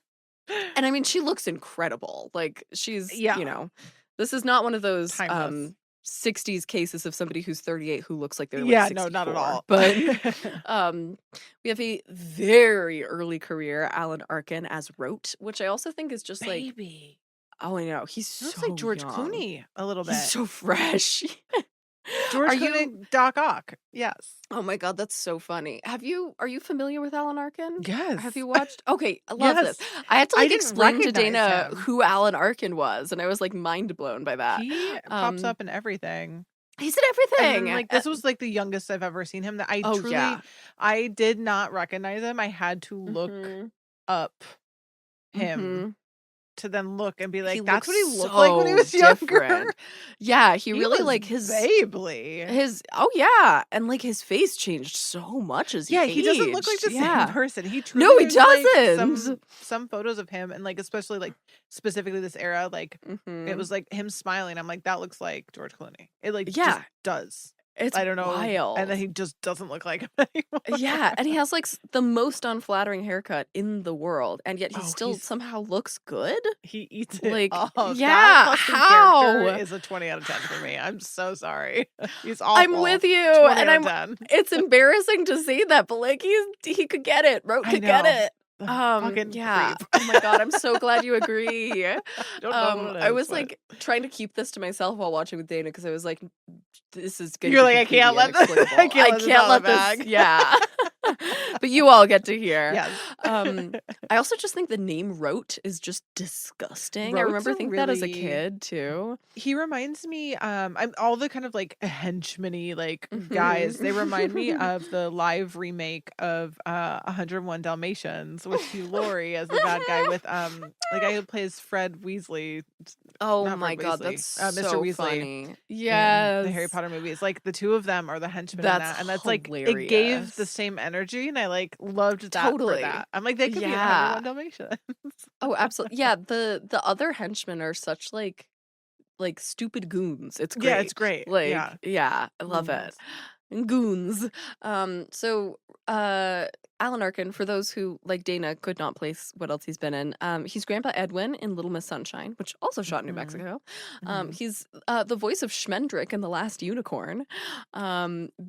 Bill in Edward Scissorhands, George in Glengarry Glen Ross, Marie in Slums of Beverly Hills, Detective Hugo in Gattaca, the tour guide in the 2011 Muppets, Lesser in Argo, Norman in the Kaminsky Method, he's in Catch-22, and he's in The Russians Are Coming, which was his debut and earned him an Oscar nomination, and I believe that was the film right before this one. I think this was only his second major screen role ever, Yeah, so it's like so super much, fresh. man.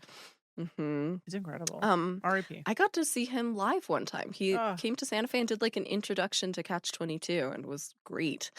Wow. R.I.P. indeed. We have Richard Crenna as Mike Talman. He's best known as Troutman in the Rambo movies. Yeah, which I have not seen, but I know will mean something to some people. He's also in Body Heat, It Takes Two, and Judging Amy. We have Jack Weston as Carlino. He's Max in Dirty Dancing, Harvey in Cactus Flower, Irwin in The Thomas Crown Affair, and Tom in Imitation of Life, going all the way back to the 50s. Wow. And the gloriously named Ephraim Zimbalist as Sam Hendricks. I'm like, what a name. Damn. Ephraim Zimbalist. He's the voice of Alfred in a bunch of early 2000s Batman games, which people enjoyed pointing out that like moment where he comes home and he's like, Susie, is that you? And she's like, no, it's Batman. Yeah. The future, I thought that was such foretold. A funny line, and I was like, "Where did that come from?" Yeah, well, this was before he was Batman. Before he was Alfred and Batman. Oh my god! Yeah, that's weird. This like foretold where he was going. Spooky. So it was a weird line, but then it is a weird line. Yeah. He's also the voice of King Arthur in The Legend of Prince Valiant. He's Stuart Bailey on 77 Sunset Strip and Inspector Lewis on The FBI. So a couple of like 60s, 70s TV shows there. This is a studio film, as one might expect from any project that Audrey Hepburn is in, made by what was then known as Warner Brothers Seven Arts, and it was back in those days, the Seven Arts days, and it was produced by Mel Ferrer, who was actually married to Audrey at the time, and they split just 1 year after the film was released. Put a pin in that. We will talk about that more. Sure. I feel like God, we've had so many like horror movie divorces on this podcast. I was gonna say, I knew the second you said that, I was like, you have information about that. Oh yeah, of course I do. You know I brought the tea. What's the goss? So going into the writing, the play Wait Until Dark was first performed just 1 year before the film came out in 1966. And it was directed for the stage by none other than Arthur Penn, who made Bonnie and Clyde, which famous 67 movie. So right before his giant film, he was directing this film or this play that then also comes out as a film in the same year that Bonnie and Clyde comes out. And in the stage version, Rote was actually played by Robert Duvall. So star-studded cast. Wow. And in a totally bizarre twist, this is one of those facts where I'm like, again, there wasn't that much, but what there was so juicy. There was a much worse received revival of this play that was done in 1998.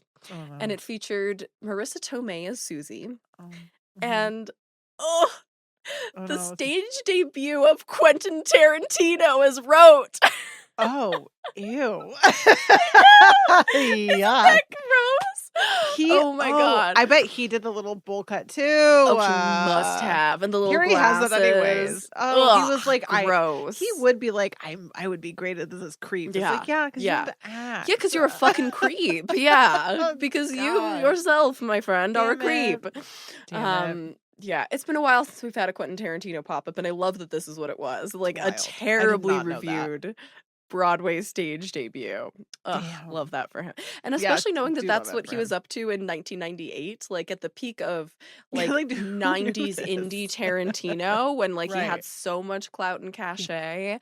He's like, you know what I really want is to be a Broadway star. And I then it just like know. is a disaster. I I want to love hear him talk. that. I gotta look up quotes about him talking about that now. Oh I'm my so God. I intrigued don't to think see he what likes to talk about it. he wiped the internet. So themes approach in history. This is one of those cases where the star was chosen before the director, which I think makes sense when you have a star like Audrey Hepburn, that you like build it around Audrey. And the studio actually bought the rights to the play before it even opened on Broadway. So like they didn't even get to see how it was received by audiences. They were just like, yeah, we want that. Which I have to guess has something to do with how successful Dial M for Murder was. If they're like, Sure. oh, another one from the Dial M for Murder guy, let's grab that. They paid around $350K for the rights, which is like insane for 67. And specifically bought it with the intention of using it as an Audrey Hepburn vehicle, even though they hadn't gotten Audrey to sign on yet. They were like, Wow, in they the really hopes gambled that a we get lot. Audrey. Yeah, it's insane, right? Which goes to show you how much star power she had at this point, that they'd be like, we'll drop an unbelievable amount of money on an untested play in the hopes that maybe Audrey Hepburn might be tempted into doing it. Crazy. Audrey was not the one who originated the role on Broadway. And because of that, she wanted the studio to announce her casting super, super early because she was terrified of repeating the like Audrey Hepburn stole this part rumor that circulated around My Fair Lady. Because so My Fair Lady starred, oh my gosh, how am I forgetting her name? Star of The Sound of Music. Julie Andrews? Julie Andrews, yeah. So Julie Andrews originated the role of My Fair Lady on stage and like actually can sing, and Audrey Hepburn cannot sing. And then at first everybody thought that they were going to cast Julie Andrews in My Fair Lady, and instead they cast Audrey Hepburn and had to dub her voice with somebody else, and everybody was like, Audrey stole the part, and Audrey was like, I'm not having that go around again. I mean, which like to be fair, she did. Like like it's not an untrue rumor. How would you not cast her? It's insane. She also was a star. My God.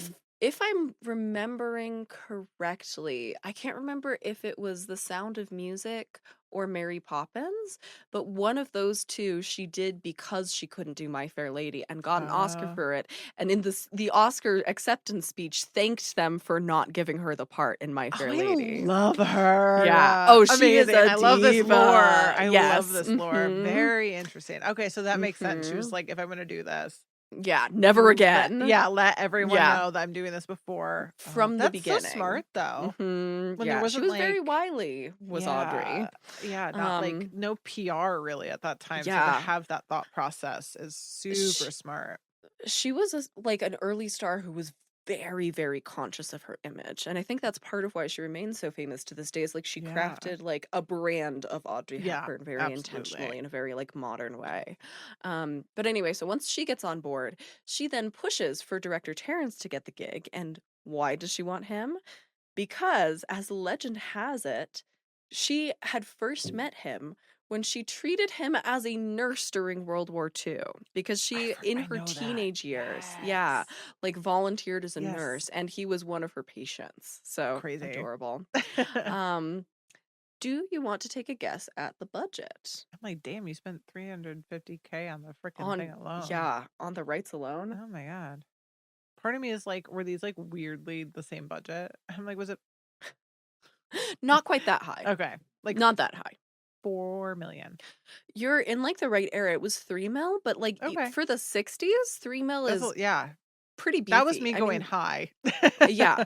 I mean, like thinking about, Psycho was low budget and they had to keep it to around 1 mil. This was 3 times the budget of Psycho from just 7 years later. And I think that probably part of the reason that feels high to me is that this is like such a contained story. There's not that many characters. There's not any like big set piece moments. It's Mhm. all in one location. So I really think that like the vast majority of that budget had to go to Audrey. I'm I thinking think so that's what too, that yeah. was. Um, it shoots from January to April of 67, which is like not that long for again like a studio big budget Mhm. film at this time. And it shoots in Montreal, New York, and Burbank. The interiors are obviously a soundstage. That fake brick is like you can see Mhm. it from a mile away. Yeah. But the exterior is a real address in Greenwich Village, which was like Oh. wild to see because like I have never seen New York brownstones looking this clean. Like that is Sure. it's so Greenwich Village is not that clean nowadays. So funny. It's wild to see. Moving into cast and crew, which is our beefiest chunk. Um, so I want to start us out by talking about the divorce because I think that's the best Mhm. place to dive in here. So divorce 1 year after this film's released. And part of the reason why actually goes into why Audrey took this very long break after Yeah. making this film and Freaking went into semi-retirement. And it was about her kid. So she had one child and she'd had, I think, two miscarriages. So mm. she had tried to have more children and it didn't work out. And she wanted to have more children afterwards. And she wanted, in order to do that, to reduce the amount of time that she was giving to film to make that happen. Absolutely. And in order to make this film, she lived in Europe. She lived in Switzerland. And so she first of all tried to convince the studio to let them shoot this in Switzerland. And the Oh my studio god, was like, amazing. that's not going to happen. Yeah. And which like, it's good to know that even Audrey Hepburn can't pull all the Right, strings on the right. studio. There are still That'd be limits. wild. But so she had to leave her 6-year-old son in Switzerland with her family, and she ends up like racking up these like huge long distance phone call bills to him every day because she misses him so much. Um, Meanwhile, her husband Mel really doesn't want to take a step back from the business at all. And he knows that their careers are so interconnected by this point that it would be really hard for him to get work on his own without her being attached to the project. And so Oh, while she is trying to stay home, he's trying to push her to work more. Um, which I'm like, bro, what a what the fucked up fuck? dynamic. Yeah, like let your wife be what Like, she do you wants to even be and really do what she like wants to her, you be. know? Yeah, exactly. Also like this is the 60s. The idea of a man who's married to a woman who's like, I just want to be at home and spend more time with the kids, and he's like, no, I won't allow it. It's like so Go to wild. work, woman. Hmm. So Wild, wild. yeah. But so people would later ask her a whole lot about why she took this long break. And I found this interview that she gave with Barbara Walters, where she Oh, said nice. that it was, yeah, she says that it was, quote, for a very simple reason, because my son had then reached the age of 6. Sean had to go to school, could no longer travel with me. And in fact, I made Wait Until Dark when he had just started school and he was not with me because the picture's made in Hollywood. And I was just miserable. You know, I'd call Mm. home and he'd have a fever or something and he was so far away and I missed him terribly.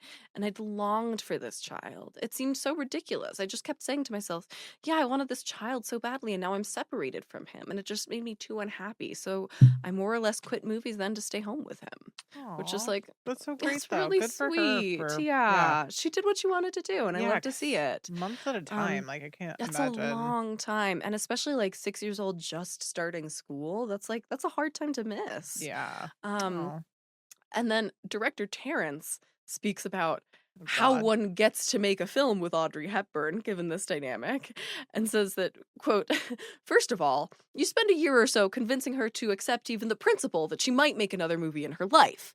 Then you have to persuade her to read the script. Then you have to make her understand that it is a good script. And then you have to persuade her that she will not be totally destroying her son's life by spending 6 or 8 weeks on a film set.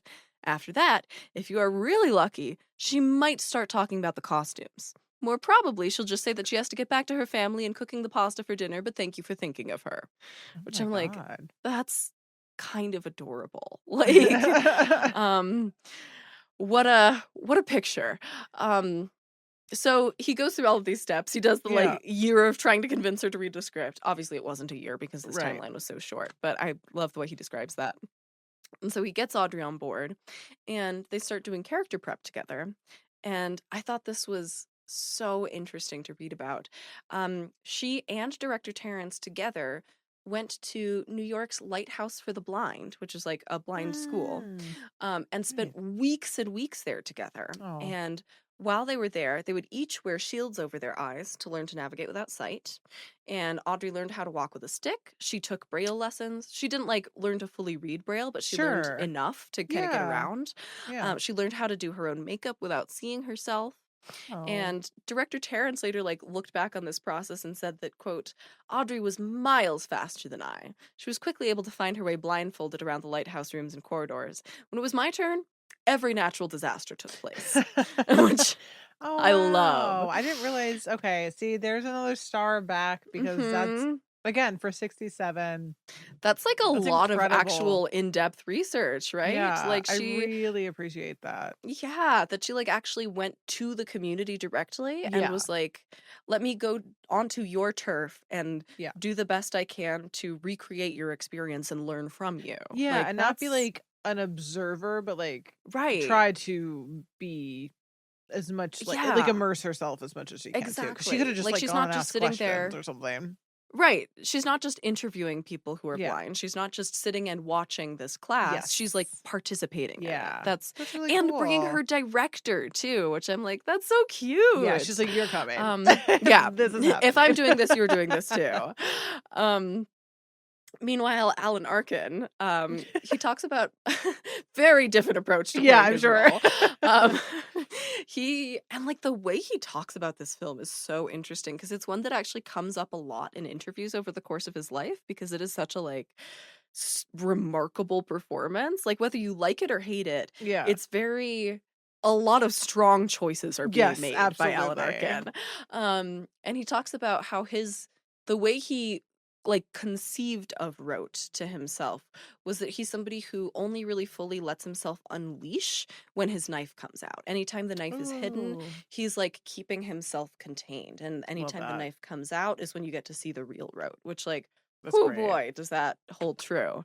Thing is, he only did his first scene where the knife came out weeks into shooting. And so this gave like the entire cast and crew this like false impression that he was playing the role like weirdly laid back, and he started getting really nervous about it and was like, they all think I'm doing this terribly. They all don't understand what I'm doing. And then he finally does his first scene where the knife emerges, and he describes like hearing the entire set cast and crew just like breathe a sigh of relief. And he's like, amazing. That's okay, so funny. I'm like, now you see what I was doing. I was gonna say like I would be walking around crafty like, it's like gonna come up at some point, guys. Thanks for here. See him in dressing room. Yeah, like I feel like I would be mentioning that like there was a plan, and I love that he was just like, I'm just gonna keep this to myself and see what happens, and like sit with my own anxiety about it. The crew wasn't scared. Sigh of relief. Yeah, exactly.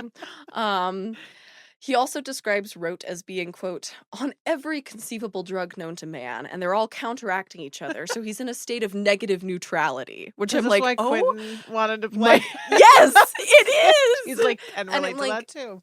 I'm like, Quentin, you're not balancing out the coke with anything. Yeah, else. nothing. You're not achieving a state of guy. Negative neutrality. There is neither negative nor neutrality in Quentin Tarantino. That's so funny. I just thought that was such a great really description too. Also, like, I love that he uses turns of phrase like negative neutrality, just like drops that casually in an interview. Like, I love him. He's like so decades and decades later too. That's when he's like in his 70s looking back on this role, and I'm like, oh, what a genius. Moving right along into the making of, our cinematographer is Charles Lang, who also shot Charade. He did Sabrina. He did Bob and Carol and Ted and Alice, and probably most famously did Some Like It Hot, which, oh my God, one of the best comedies of all time. So thing is, even with all of that research that Audrey did to prepare for this part, like an amount of research that I think we would consider respectable for an actor today. Yeah, absolutely. Still wasn't enough for Jack Warner, head of the studio. He's like, I think we need something more. Because he thought that her eyes had too much sparkle and life in them, because she wanted to play it without contacts. She was like, I've done all of this research. I've worked so hard to create this character. I think I can do this on my own. Let me do this on my own. I just like did all of this training specifically to be able to do that. Yeah. But Warner's the head of the studio, and he has the final say, so even though it's Audrey Hepburn, he's able to force her. And so he forces her to wear contacts, and it's oh my god, I'm so delighted that you also had a contact situation. I was assuming you did, but Yeah, yeah. so she's got contacts that restrict her vision and make it blurry, but they don't Oh, make it completely impossible to see, which I thought was okay. super Yeah, yeah, yeah. interesting. Yeah. Um, they're incredibly uncomfortable, make it miserable for her to shoot. I think they Oh, got no. infected at one point. Like, it Oh, was a God. Yeah, disaster. contacts back then were like glass, Not essentially, I feel like. exactly. Yeah, they had to I was reading Oh, about this. They had to, like, take an impression of your eye, make a yeah. positive of it so that then they could craft the contact to be just the right shape for Oh, your eye. Like, God. Oh, our feel technology was not claustrophobic. what it is today. Yeah. Yeah. So, I got super curious about these lenses and did, like, a deep dive trying to find out more info about them, and oh boy, did I find something really cool. I found this article talking about the history of these specific lenses from Alcone's Mm. special effects company, because apparently these very lenses pioneered a new technique in contact technology, Ooh. um, which I imagine might have gone on to be used on the ones in Don't Yeah. Breathe. Yeah. Um, because before this movie, blind contacts, like for playing blind characters, would completely block your vision. So the Yeah. performer would actually be blind while they were wearing them. You couldn't see anything. But that obviously creates all sorts of Oh my impediments gosh, to yeah. running a smooth set. There's a whole lot of reasons why you would want Safety, your yeah. actor to be able to see as they're wandering around, all of this heavy, very hot equipment, Right. etc. And so this ophthalmologist named Dr. Morton Greenspoon takes this opportunity. I know, incredible name. Don't wanna skip over Um, that for a second. Amazing. pause for Dr. Morton Yeah, no Greenspoon. shit. So Dr. Morton takes the opportunity to design a whole new kind of blind contact that instead of being like a cover over the iris, Mhm. it's like a stippled iris. So there's Oh, like, yeah. Yeah, yeah, yeah. yeah. So there's like little like chunks on it Mhm. almost, like places where there's like obscured parts and places where it's not. And so it does obscure her field of vision, but it does so unevenly. So it's like there's places where Yep. she can still see, but most of it she can't, and it's making them stay out of focus all the time because like there's all this stuff in the way. The Yeah. same as like for other people who wear glasses, if your glasses are really, really dirty, it's really fucking hard for your eyes to Yeah. focus on anything past them because it's like, well, there's this thing in front of them. So it's like it's doing something kind of like that, but directly on your Interesting. eye. And that's what gives her eyes this like, it's still the same color as Audrey Hepburn's eyes. They just have this like matte effect to them where like light doesn't That reflect makes off them, sense. Oh, I love which that. is Yeah, I'm sure I mean, that incredible. absolutely led to the contacts that they were wearing in Don't Breathe, especially because they weren't just colored contacts, they were Mhm. inhibiting their vision as well, Right. so it was directly. That's Yeah. so cool. Oh my god, I And since you love said that it that. was right? I was so satisfied to find that. And, like, since you Damn. said that it was, like, obscuring their vision, but, like, they could still see a little bit, like, I Yeah, think it's yeah. probably based on the same Oh, it has to technology. be. Has to be. Oh my god, It's that's so so cool cool. how they're Yeah, so, like connected. so this, like, pioneers a whole new kind of special effects Very contacts, which, like, cool. I'm sure that Damn, goes on to 67. be useful for all sorts of things beyond blind characters. Like, we Yeah, have special effects absolutely. contacts all over the place. And being able to do a stipple effect, like, think of the creative potential with, like, Mhm. changing colors, having different colors on different parts of the eye. Like, there's Absolutely. so much you can do with that. Um, and on top of that, on top of all the prep work she did, and on top of wearing these Oh, contacts, no. they also kept the set as dark as possible. Oh, And damn. they had like black screens all around her dressing room so that like she had very little vision while she was getting into character, which Oh, like so many different layers of wow. trying to make this like as real as possible. Production design is by George Jenkins, who also did like basically every famous 70s movie ever. He did All the President's Men, Clute, The Postman Always Rings Twice, the remake, China Syndrome, Sophie's Choice, Night Moves, The Mhm. Parallax View, and The Miracle Worker. So like all giant titles. And Audrey, I don't know if you would know this or not. Audrey is like very synonymous with Givenchy, the designer. Like she Oh, wore I did Givenchy in like every single movie she ever made. It did was like you I I think wouldn't know that 'cause of mhm. I haven't seen her movies, but I love Givenchy. Oh, Givenchy's Cool. amazing. Um, Audrey was like the poster girl for Givenchy, and most of the films she did, there's like a special Hey, credit of like Miss Hepburn's wardrobe designed by Givenchy. Um, amazing. this is one of the very few exceptions to that. And in fact, Weird. there is no costume designer credit on this film at all, which is Whoa. highly unusual. What does that Why? mean? Here's director Terrence with the answer. He Oh my says, quote, God. Audrey went somewhere like Saks and bought her meager 2 costumes off the peg. We settled on the most ordinary ones. She was blind and the colors weren't important. Givenchy was obviously not right for this particular pick. Which, like, oh my God. I love the image of Audrey Hepburn, famous fashion queen and Right. Givenchy obsessive, walking down Fifth Avenue and being like, I want that brown sweater. Right, Like, right.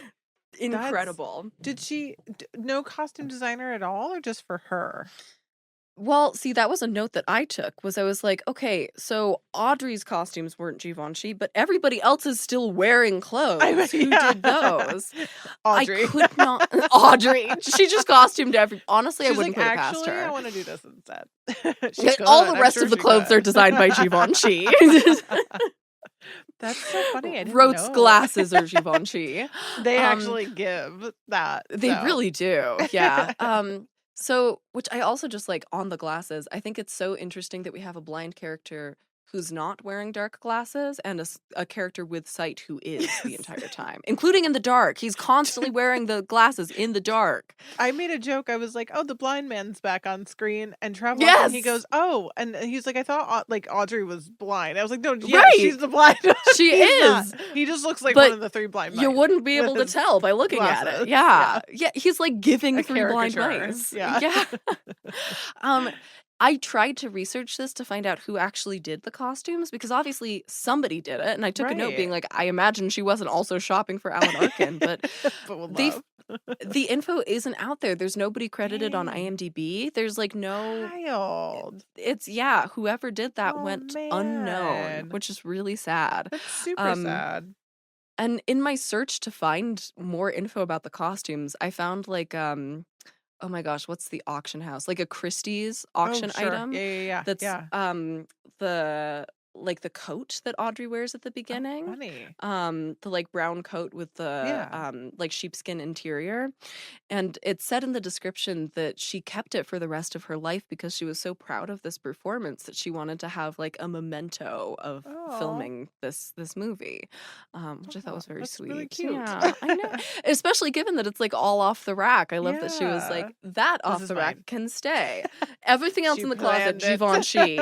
Just that. Yeah. And I mean, like, you know, they're not Givenchy, but like everything she's wearing Girl, still there was looks that. Yeah. incredible. They're so Yeah, fancy.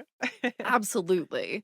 I also love that she's like, what colors would a blind person wear? All brown. Like, it's such It's like kind of a wild. For all the research she did, like, girl, you can still ask someone what colors are these. Indeed. You know what colors are, right, to be able to put them together.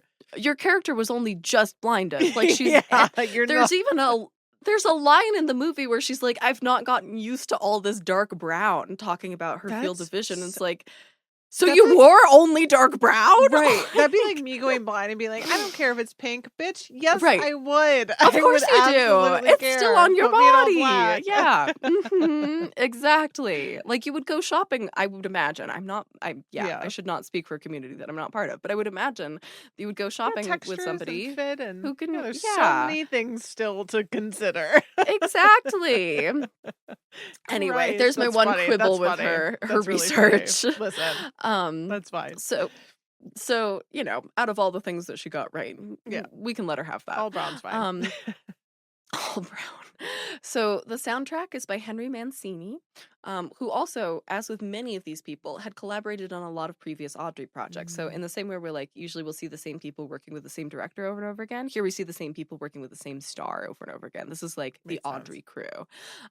So some of the other projects that Henry Mancini did, he did Breakfast at Tiffany's, he did Charade, he did the Pink Panther theme song, the highly underrated Victor Victoria, which I love. It's actually also stars Julie Andrews as a character who's in like double drag. It's incredible. Have you seen that one? I've seen clips. Oh, so good. So good. All the queers should watch Victor Victoria. Yeah. He also did Orson Welles' Touch of Evil and some uncredited work on Creature from the Black Lagoon. So he had done horror before, but like he was mainly known for this very like poppy stuff. Like if you've ever, do you know the song Moon River? I'm like, sing it, but don't sing it. I'll look it up. Yeah, there's like a famous scene in Breakfast at Tiffany's where she plays it on like a ukulele. Funny. And that's no probably the best known Henry Mancini song. It's fine. Like, I don't think it would be up your alley. There's like so much happens in Breakfast at Tiffany's, and I like the movie, but like having read the book, sure. This is like a very separate rant, but we have enough time on this episode. The notes are short enough. I can briefly go on it. Breakfast at Tiffany's, the book, the character that she plays, Holly Golightly, is like very explicitly a sex worker. And that's like a huge part of the plot. And in the movie, they like hint at it, but they can't make her like explicitly a sex worker because the production code is still going on. And so instead it's like she gets men to buy her dinner, wink. And it's like it really just like it makes the like teeth of the narrative. Exactly. Like you can't do it without getting into it. Yeah. Like, girl, what the fuck? Pick a different book. Literally. Yeah, there's like this hilarious scene where she's like getting confronted by the author insert about like what she's doing for her dinner, and it's like, okay, can we not have all these jokes about like who's she powdering up her nose for and just like be honest about what's going on? Like it's so stupid. That's really funny. So like watch it for the humor of that, if anything. I'm glad this was my opener. This is a much more Al-coded Audrey. Yeah. And like, you know, she's like made some interesting choices in her career. Again, like played a queer character in like the 60s, which is wild. But yeah, the production code kind of did her dirty on that one. Trav is adding that Henry Mancini also, or is it Henry Mancini that you're talking about, Trav? He said the Chevy Chase classic Fletch. So Moon River. Oh, thank you. I was like, I don't know what this is. Okay, yes, great. Fletch is, yes, also has Moon River, apparently. Fletch is a film that exists. Newsflash. So, moving along, Henry, moving right along, floating down the river. Trav says, nobody gets me. I'm so sorry. Mr. Mancini did something really cool for the soundtrack to this film, because that was one of the things that really struck me watching it back this time, was how unsettling the score is, how like nails on a chalkboard it is. Like it's almost painful to listen to. Yeah. The reason why is that the majority of the score is based around two pianos playing together, but tuned a quarter tone apart. Wow. So they're like in constant tension with each other. Sick. And apparently one of the pianists, while they were recording it, was like, hey, Hank, can we take a break? Because like this is making me ill. Like I imagine for so long you're like, bro, like give me a second. Yeah. I gotta cleanse my ears. Literally.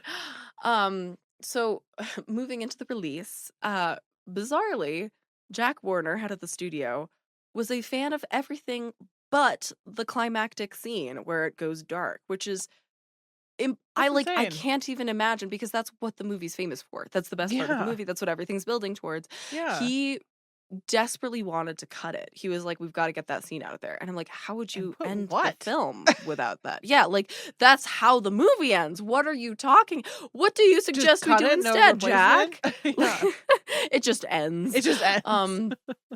So thankfully, he did one test screening in Burbank with the scene, and the whole audience starts like actually screaming when the like ankle grab moment happens. Oh, sure, yeah. And that was oh yeah, it's fucking terrifying. And that at least was enough of an intense reaction that even Jack had to be like, okay, I guess we let it stay. Like if they like it that much.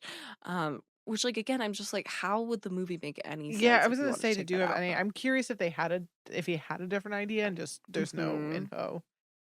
I couldn't find anything there's about like quite literally nothing else you could have done. Yeah, like, and I can't imagine even if you wanted to rewrite it, how could you possibly rewrite a movie called Wait Until Dark in a way that doesn't depend on it ending in Wait. darkness. What? It makes no sense. What? Unless he's like, oh, it's Yeah. dark outside.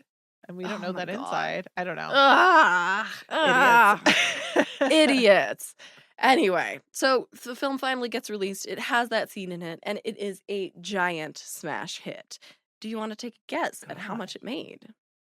Giant $3 smash million hit. budget. Yeah, I'm trying to think of like what is a giant smash hit for 67. Yeah, 67 money. I'm gonna say like 10 million. You're doing so well. It was Am I? 17. So like that's same, so much same ballpark. more than 10 million. It was 17. It's Quite only 7 literally more. almost double. It's only listen. 20 million I could have seen. Damn, 17. Holy shit. So it from 3 to 17, like That's my crazy. God, did it make its money back? And Damn. part of the reason why I saved one of my favorite tidbits for near the end, they do this very somewhat Hitchcockian, somewhat like William Castle style theater gimmick. Oh, where great. Oh yeah, and I actually found a copy of the ad that was placed in papers to let viewers know what they were going to do. I'm going to expand this so I can actually properly read the ad text for you. There's like a giant red circle that says, "Wait! During the last 8 minutes of the picture, the theater will be darkened to the legal limit to heighten the terror of the breathtaking climax, which takes place in nearly total darkness on the screen. In those sections where smoking is permitted, the patrons are respectfully requested not to jar the effect by lighting up during this sequence. And of course, no one will be seated during this time." So they start like progressively over the course of it. I don't think that ad copy makes like completely clear exactly what they do. Not only do they darken the lights, they darken them light by light by light, row by row as it goes on, until eventually there are no lights on in the theater at all. And like, you know, normally you have at least the edges so you can see your way to the bathroom. Yeah. Complete blackness with complete black on the screen. That actually would get me. That would get me. Oh my God, they're me like too. They're like nobody smoke during this. Isn't that incredible? Like, amazing. What a time to be alive. That's really cool. Yeah. And I love the attention to detail of that, like not even lighting a cigarette. That'll ruin it. Like, that's amazing. Oh my God, I love that. Isn't that fun? We need to do shit No wonder like it made more. 17 mil. I know! We need more theater gimmicks. That's how we get people back to the theaters with gimmicks, baby. Truly, yeah, truly. They work for a reason. The people love a gimmick. The people crave me. gimmicks. Yes. So moving on into reception, we're rounding the corner here. For the most part, critics at the time are pretty positive, if not without complaints. Like there are quibbles. They point out a few plot holes. One of the ones that a lot of people have issue with is that Rote wears a bunch of different costumes to fool a blind person, which personally, like I understand why that's silly, but also I'm like, given what we've seen about Susie and given that Alan Arkin is playing a very smart guy. Like, Rote may be, quote unquote, on every drug known to man, but he's also, like, the only one who's not really underestimating her to the same degree. And, like, imagine if she had, like, you know, reached out to touch his arm and felt that the clothes were the same. Like, this character would have picked up on that. Imagine if she'd, like, felt his face and felt the beard. Blinds were wrong. So, exactly. Yeah. And also, like, the other thought I had was, like, there are other people in the building. She does not live in the whole brownstone. She's sharing this with Gloria and all these other families. Oh, yeah, so he doesn't want to interact and seem like a different person. He doesn't want them seeing him come in and out in different costumes or in the same costume. So, to me, that one's, I can think of justifications that sell it. There are a couple that are less justifiable, and one of the ones actually that where do I have this here? So one of the ones that Roger Ebert in particular is really upset about is that after Susie finally has her realization of what's going on and that like everybody is trying to trick her and even Mike is not on her side, she doesn't lock the fucking door. She's had this realization. She's alone in the apartment and she doesn't lock the fucking door. Fucking is. Yeah, and like that's a really fair critique. That's like, and this goes to what you were talking about in the film in your film of like characters doing things just to advance the plot. Like Roger Ebert terms this like idiot plot moments where like the plot depends on the character being an idiot, and like that is for sure an idiot plot moment. It's got a movie, it's fine. Movie's got a movie. It doesn't ruin it to me, and like honestly, I didn't pick up on that. It happens in horror all the time. Yeah, like as a horror fan or like anything like thrillery, like it just is that way, and we scream and we love to scream. I think them being idiots. That's part of the fun. Like there are very few horror movies that don't have idiot plot moments. I think it's like a continuum of how much idiot plot. And like I'm okay with that much. That's There's like even still workarounds to that they would have gotten regardless. So at that point, it doesn't even matter. Yeah, they're gonna get it anyways. Like, and she's so panicked at that point that I think she's just like not thinking straight. That's what. That's what I kind of surmised from that. Yeah, which like I still feel like if I were in her shoes, I would probably immediately think to lock the door. But I don't know. I've not been in that situation. That's fine. Yeah. Who knows? I don't know. She's still freaking out about the doll. I don't know. That's fine. Yeah, we're also horror people though. And she is like a very like the character is such a bright, sunny person that I could understand her just like not having that thought. I guess also, I just thought of another justification. I'm like doing the movie's work for it. You know, she depends on Gloria being able to come in and out, and she knows that Gloria is there. Maybe she's leaving the door open so that Gloria can come help her because she needs help. Pull Roger Ebert from his grave. Yell at him. Roger, I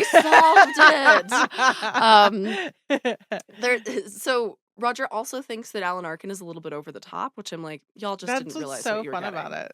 Yeah, I know. That's the point. His thing. He's and like it totally sells for me. Like I buy that character. Yeah, like he's great. It's really he's my favorite part. Yeah, he's doing the most, but he's not doing too much. No. Thing is, even for all of that, Roger Ebert still gives it 3.5 out of 4 stars. Oh, damn. Damn. Yeah, he's like, here are all the things that are wrong with it, and yet it's still a great movie. Yeah. Which I love. But yeah, it's completely incomprehensible, man. Never know what he's going to give a movie. But this earned Audrey her 5th Oscar nomination, her very last one, as well as a Golden Globe nom. And you know, a lot of people actually really did like Alan Arkin's performance. And when Hepburn got nominated and he didn't, people asked him, especially as years went past, whether he was surprised. And he was like, are you kidding me? Nobody gets nominated for being mean to Audrey Hepburn. Which I'm like... What a sweetie. That's like so such a sweet thing to say. He talks a lot actually about how having to be mean to Audrey was like incredibly painful for him. And like it was not a fun shooting experience for him specifically because of that. He's like, I know that there are a lot of people who enjoy playing villains because it's like a release. This was not that for me. There was no release going on. I just felt terrible. And actually looking back on the part in retrospect, he says that he doesn't think people really got the like where the character was at in terms of like intoxication and drugs for about another decade. He's like, I think people just like didn't have an understanding of what that is and what it was based on. And that at the time they thought I was just being over the top, and then come like 77, 78, oh, you know somebody who lives across the street who's like that. You know somebody in your family who's like that, which it's a very good point. I was going to say the negative neutrality because he's on all the drugs. When you said that, I was like, wow, for 67, that's like a while. Like everyone was doing drugs. Right? However, it wasn't like but like we didn't think about it in those terms. In media that way. It wasn't. So I get he that. Was very ahead of. I keep thinking of that bit from oh my gosh, Back to the Future, where it's like, okay, that was too early for you, but your kids are gonna love it. Yeah, absolutely. He's like, okay, that druggie was a little too drugged out for you, but your kids are gonna love it. Yeah, they're gonna love it. You'll get it eventually. And he tells a really funny / sad story at an Audrey Hepburn retrospective showing of this film many decades later, where he says, like, normally when he finished a film, he would go home to visit his mom, and, you know, they'd like sit and have dinner together, and she'd tell him what a good job he did and how proud she was. But when he went home to visit after she'd watched this film, she like would not talk to him. Yeah, she like slammed his plate down on the table, and she just like glared across at him, and he was like, funny. Mom, what's wrong? And she's like, Alan, how could you? That wonderful girl. Yeah. I could totally of that time and that generation too. See Absolutely. that. That's really funny. It's so cute. That's really I also funny. just love the image of him, like, going home to his mom I to was share, gonna like, say, yeah, I congratulations dinner. had It's no very idea he did that. That's really sweet. very sweet, yeah. This film now holds a 96% from critics on Rotten Wow. Tomatoes and a 91% from Oh, audiences. So wow. everybody loves Damn. this, except perhaps Al, and that's I okay. know. Sorry. Um, I that's didn't so fun. hate it. It's just not for Just not you, my and cup of that's tea. okay. Yeah, and, like, to be honest, I don't know that I was, like, expecting it to be. I was hopeful Yeah. that you might enjoy it, but I was like, "This is very much a Siena-coded film. Mhm, This is not an mhm. Al-coded film," and that's fine. Um, this did AFI ranked this film at number 55 on its 100 Years, 100 Thrills Wow. list, Damn. and the climax scene earned a spot at number 10 on Bravo's 100 Scariest Movie I Moments. mean, it really, So the climax is great. it's really It's really good. good. Yeah. Especially that jump scare with the ankle grab. Oh, Yeah. I It like that was still got me on a second viewing, even though I knew it was the coming. keeping of, like, tapping too, is just, like, there's such suspense in that, and then him opening Yeah. the fucking fridge was Oh, I know. truly like, Yeah. They're that both made such up for smart yeah, characters. that made up for so much Mhm. of the movie for me in that Mhm. moment where I Yeah. was like, "Damn." Like, Mhm. damn, that's fucking, like, It's brilliant. yeah, It's truly, brilliant. truly. So, to close out our film theory rant corner that combines our two films, which I was so excited about, I actually found a master's thesis that was written on both our films, as well as several others that the author labels sensory horror, which is where I got our Mhm. little opening from. And he describes that as horror that functions to, quote, make the characters and the viewer question their senses, and as films where, quote, the horror hinges on the usage or deprivation of one of the five senses, which I Mhm. thought was like a very nice, clean definition. And this author, whose name is Eduardo Perez Reyes, points to a rise in sensory horror films over the past couple decades, specifically starting Mm. from like 2013 on.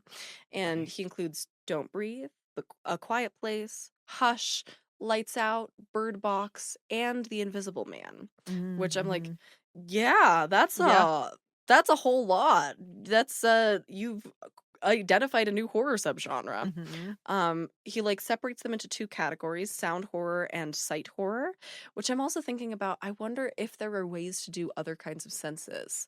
Um, I feel like smell, there's not really enough going on. Yeah. Um, taste, there's not really enough going on, but could you do anything with touch horror? What would that look like? Right, I'm right. curious about that. I feel like there's Yeah. maybe some possibility there. But anyway, he talks about Wait Until Dark as being the blueprint for this spate of films. And it's like you can't understand this new batch of films Mhm. without looking back to that as like the model that they follow. And he's like, it's not the first of these films. The first would probably be the original Invisible Man, which we covered like Yep. a year ago. But Wait Until Dark is really the one that kind of like sets the tone and creates the model that these films follow. Yeah. And he dives into a few different ideas about why that might be the case. He talks a little bit about the coronavirus and like how that might have affected it, even though a lot of the films he's citing are from pre-pandemic. Um, I didn't have enough time to read the whole thesis. As you know, master's theses are usually like 60 to 80 pages. Jesus. But as I was looking through it, it did get me thinking about why that might be the case, like why this, like the appeal of sensory horror might be increasing in recent years. And I wanted to put forward my own take because I think on the one hand, obviously, I've brought in like the body genres essay from Linda Williams before about Mhm. horror being a body genre. And I think given that, it makes sense that it would lend itself really well to films that are like very grounded in the body and the senses. But I also think that there's, and like maybe I'm going out on too much of a limb here, but this is where my brain went.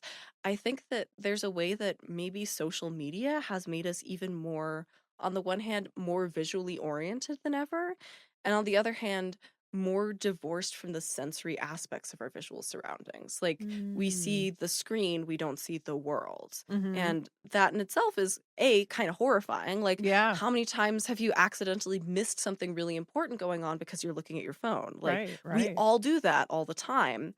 But I also think that it kind of makes us hungry for stories that demand that we really focus on sensory input the way that these Mm. movies do, because they force us back into our bodies. They make us depend on really tuning into that sensory input in order to follow the plot. And that's something that a lot of films don't necessarily do. And when we live in a world where, like, you know, scrolling TikTok does not really require us to be tuning into our senses that much. Right. And so I think maybe it's like kind of like a balancing out effect of that, where it's like we then crave things that do make us do that. Sure. Yeah. I mean, God, the way social media has impacted probably so many Oh yeah. things we're Oh yeah. And like unaware I'm of. sure that that is one of many, many, many factors in the rise of this, but like that was just I wanted to throw out an Yeah. idea of one potential contributing Yeah. aspect. I know. I also think it's just like so interesting where horror like has started to move in like the later, like in the last like mhm. I don't know, 15 years. And so having this Yeah, sensory, it's like this new idea of like primal fears that scare us in this new way totally. and kind of Yeah. going back. I think like horror for me is the genre of film that like dives into these concepts first before Mhm. other genres. So Mhm. I think just even that, Yeah. it's like the first to kind of see Mhm. this and then trends from that. But yeah, there Yeah, is a it lot like of leads the way. yeah, because Hush is really good too. Ooh, I haven't seen Um, it. I didn't like it the Is that first time I watched it, but I oh, think it's just I wasn't interesting. ready for Mhm. films like that at Like the this. time. Yeah. And like it is really picking up steam. And like think Mhm. how many of these have gone on to have like multiple sequels. Like Mhm. Don't Breathe 2, A Quiet Yeah. Place Parts 2 and 3, Yeah, and right? 3. There's yeah. Like a lot of these have become franchises in a way that like back in the 70s and 80s, horror franchises were built around a character, like Yeah. a specific villain or slasher, right? And it's like now we have these horror franchises that are built around the loss or um a change to one of Mhm. our five senses. And like Yeah. that's so interesting. Yeah, it really is interesting. I have to like now sit on that for a minute and think of all Mhm. these like sensory horror films that there are now. Right? So 'Cause yeah, yeah. if you're interested, look up sensory horror Eduardo Perez Reyes and Yeah, take a I look love at that. that. It's really he's doing some cool stuff. That's awesome. Oh, I love that. That's really cool. Yay, Yeah. I'm so glad you found that. Yes, and that's all I've Oh got. We my both god. actually did keep it on like the briefer side for us by our Yeah. standards Yeah, for yeah, this one. yeah. No, these Wild. were really cool, like a fun little like mix that I'm like Yeah. again, it's always fun to have films on here that I have no idea about because Mhm. it's just like, oh, cool. Here's this corner, and then from there, it's Yeah. like, what else? What else like exists in that? Because I know we talked Mhm. about like Quiet Place, Yes, um, yeah. Which I which also haven't seen. oh, Um I've only seen the first one, mm, and so I've heard I feel like I've heard that that's one of the ones where the sequels actually are really good. Where it's like I think are A Quiet they? Place Part 2 I've heard is really good. I Oh, don't know if that's true. yeah, Correct me. yeah. The first one's Um really good. but I after this pairing, obviously I think we should wait a little bit, but I would love to do like a sound horror pairing and Oh my do god, like yes, please. maybe A Quiet Place and I've heard of Berberian Sound Studio, I think it's called, that's like Mm, about a Foley artist working on horror films going that's insane. sick. Oh my god, I'm like yeah, I'm sick. like some sort of a pairing like That's that could be a fun. lot of Yeah, yeah, fun in a little bit. yeah. Absolutely. Absolutely. That's cool. Yay. Yeah. This was fun. This was a fun This was little different fun. one. A fun little jaunt. Yeah, something completely different. Yeah. Um, and now we're diving into some schlock for next episode, which I'm Yeah, like very excited for. schlock and a classic, I would say, more Schlock than and a anything. classic. Yeah, yeah. Which that is kind of like our vibe Yeah, yeah, generally, yeah. but I love this is really schlock. like extremes of both of those things. Extreme Hmm. schlock, extreme classic. Yeah. And this was an Al suggestion, I think, that you brought up when we were trying to decide last pairing. I've well, it's because I've been wanting to cover this movie. I've been wanting to watch. So the first time I watched this movie, I actually didn't watch it. It was on TV at my favorite pizza place in Long Beach, California, called The Fourth Horseman. It was a metal bar pizza place. And Awesome. they would just play like horror films in the background. So I remember sitting there one day and I Mhm. was like, what the fuck is that?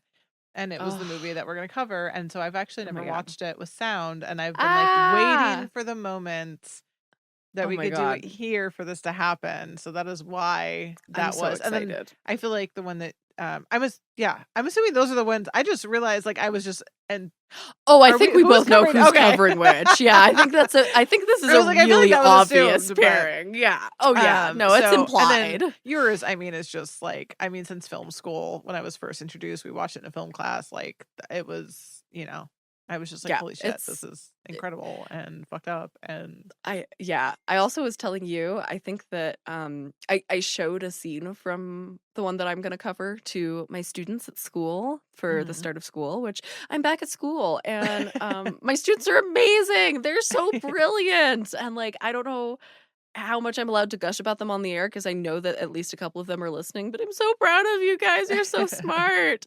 And I showed like the famous scene from this film, and it absolutely made no sense to them. And I was like, watching it, I was like, wow, I really should not have taken this one out of context. This was a very bad move on my part. They have homework to do. We have homework to do. Yeah. Shall we? Shall we reveal? Yeah. Our freaky pairing. Our freaky pairing.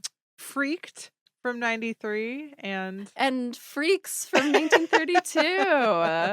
I am. These are perfect. So I'm so excited. Yeah. These are going to be so funny to talk about together. It's going to be great. And I feel like we've kept like a very steady, like one, like universal horror pairing, or like one pairing that includes a universal horror movie per year, as long as the podcast has been going. And I love that we're finally getting to Freaks because it's probably my personal favorite of them. It's so it's got such a good heart. Yes. Like it's it was it's like good. It's good. It's good. Yeah. It's really good. Yeah, I'm excited to watch. And I know literally not thing one about Freaked. I have no idea what kind of horror it is, besides you've said it's schlock. I don't know what it's about. I don't know anybody who's in it. I know zero. So it's I'm very what's excited. His name from Bill and Ted's Excellent Adventure, correct? Oh my God. Travis? The blonde one. Not Which Keanu one? Reeves, obviously. Okay, I was like, if you're forgetting Keanu Reeves' name, I was like, not we Keanu need to Reeves. shame make that clear. Yeah. Alex Winter. Yeah. Oh, okay. Okay, cool. And it's like, what is it? I don't know who Bill S. Preston is. Is that from Bill and Ted? Is that his last name? Why don't I remember that? Oh, okay. In Bill and Ted. I never realized he had a fucking last name. Yeah, he's just Bill. It's just oh my Bill God, nobody gets Trav. Everyone boo-hoo for the man. Sorry, Trav, not boo-hoo. It's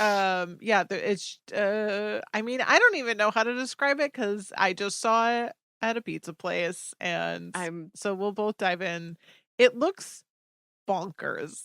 I'm so excited. Very excited. I want to say it's like, is it not like take place at a carnival?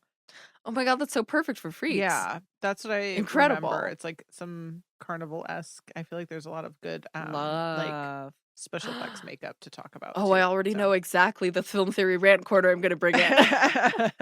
It just flashed before my eyes. I'm very excited for this. Super, super excited to do these. So yeah, that's amazing. Next episode. Yeah, and then the one after that is Al's birthday ep. Yeah, I gotta figure out what. I think I have one. I'm glad we have a spacer in between because I was like slightly nervous. So nobody gets to know yet. Yeah. Siena might get to know soon, but like scheming no one will be schemed in the meantime. I have a list that I have to go through. So love. Yeah, I think that's kind of it. I don't think we have any housekeeping. I love that folks. Yeah, I love that folks continue to find us through your shark facts. That's oh my God. It's like. It's fun whenever there's like a new wave. Yeah, the Deep Blue Sea family. They're coming through. It makes me, I just feel so validated in my life for all the Deep Blue Sea fans. Yeah. I feel like we've all found each other here. We're all here together. And it's all of us, and then that's a it. Safe space. Yeah. It's big, but not big enough. So welcome anyone who's new. Thanks for those of you who've been listening to for a while. We appreciate you. We love you. Yeah. I don't know. What else? Oh, I want to apologize. We had audio issues on the last episode, and that was a combination of problems that will not happen again. And like, as our mixer, I want to apologize for that. I was fine with my levels while we were recording, so it's fine. I wasn't going to give it away. I was going to take credit. We realized there was an audio levels issue while we were recording, and we thought we would I was just like fix it while continuing. And I was like, why did I not think that was going to be an issue? I'm so just sorry, like y'all. Playing DJ but I truly did not have a thought that was gonna do. Can we tell that I don't do the audio? We got like one message from somebody being like, "Hey, I love you guys. Did something bizarre happen with your audio levels on this episode?" And it was me. What does this button do? What does this button do? Listen, we were just having fun. We're being silly. My bad. We will not do that again, though. We've learned our lesson. So thank you for alerting us. And I'm so sorry that I didn't catch that. Whatever. We're having it will not fun. happen again. We're just here being silly goofy. Goofy podcasters. Thank you to Theo Schaefer for our wonderful theme music playing us out. Thank you to Trav, our wonderful momager, always coming in clutch with the facts and Bill's last name from Bill and Ted's. Is it Excellent Adventure or Bogus Journey that we're talking about here? I mean, I guess he's in both of them. Yeah, he's got the same name. Yeah, both fabulous. Great. Can you tell I haven't seen either of them? Oh my gosh, who else do we thank? Thank you, Al, for being such a wonderful co-host. Thank you. Thank you to all of you for listening. We love you. I am so grateful to you, our horror family, and to all of you who are supporting us and making this possible. We literally could not do this without you. Thank you so much. You make our little horror world go round. You are the reason we keep doing this. It's so otherwise, true. Me and Siena would just do a FaceTime. Exactly. And it would be a 4-hour FaceTime. It would be a 4-hour FaceTime. Yeah, it'd be longer. But nobody else would get to enjoy it. Until next time, this has been Splice and Splatter, the horror podcast where classic horror meets modern gore. Until next time, we'll be right back.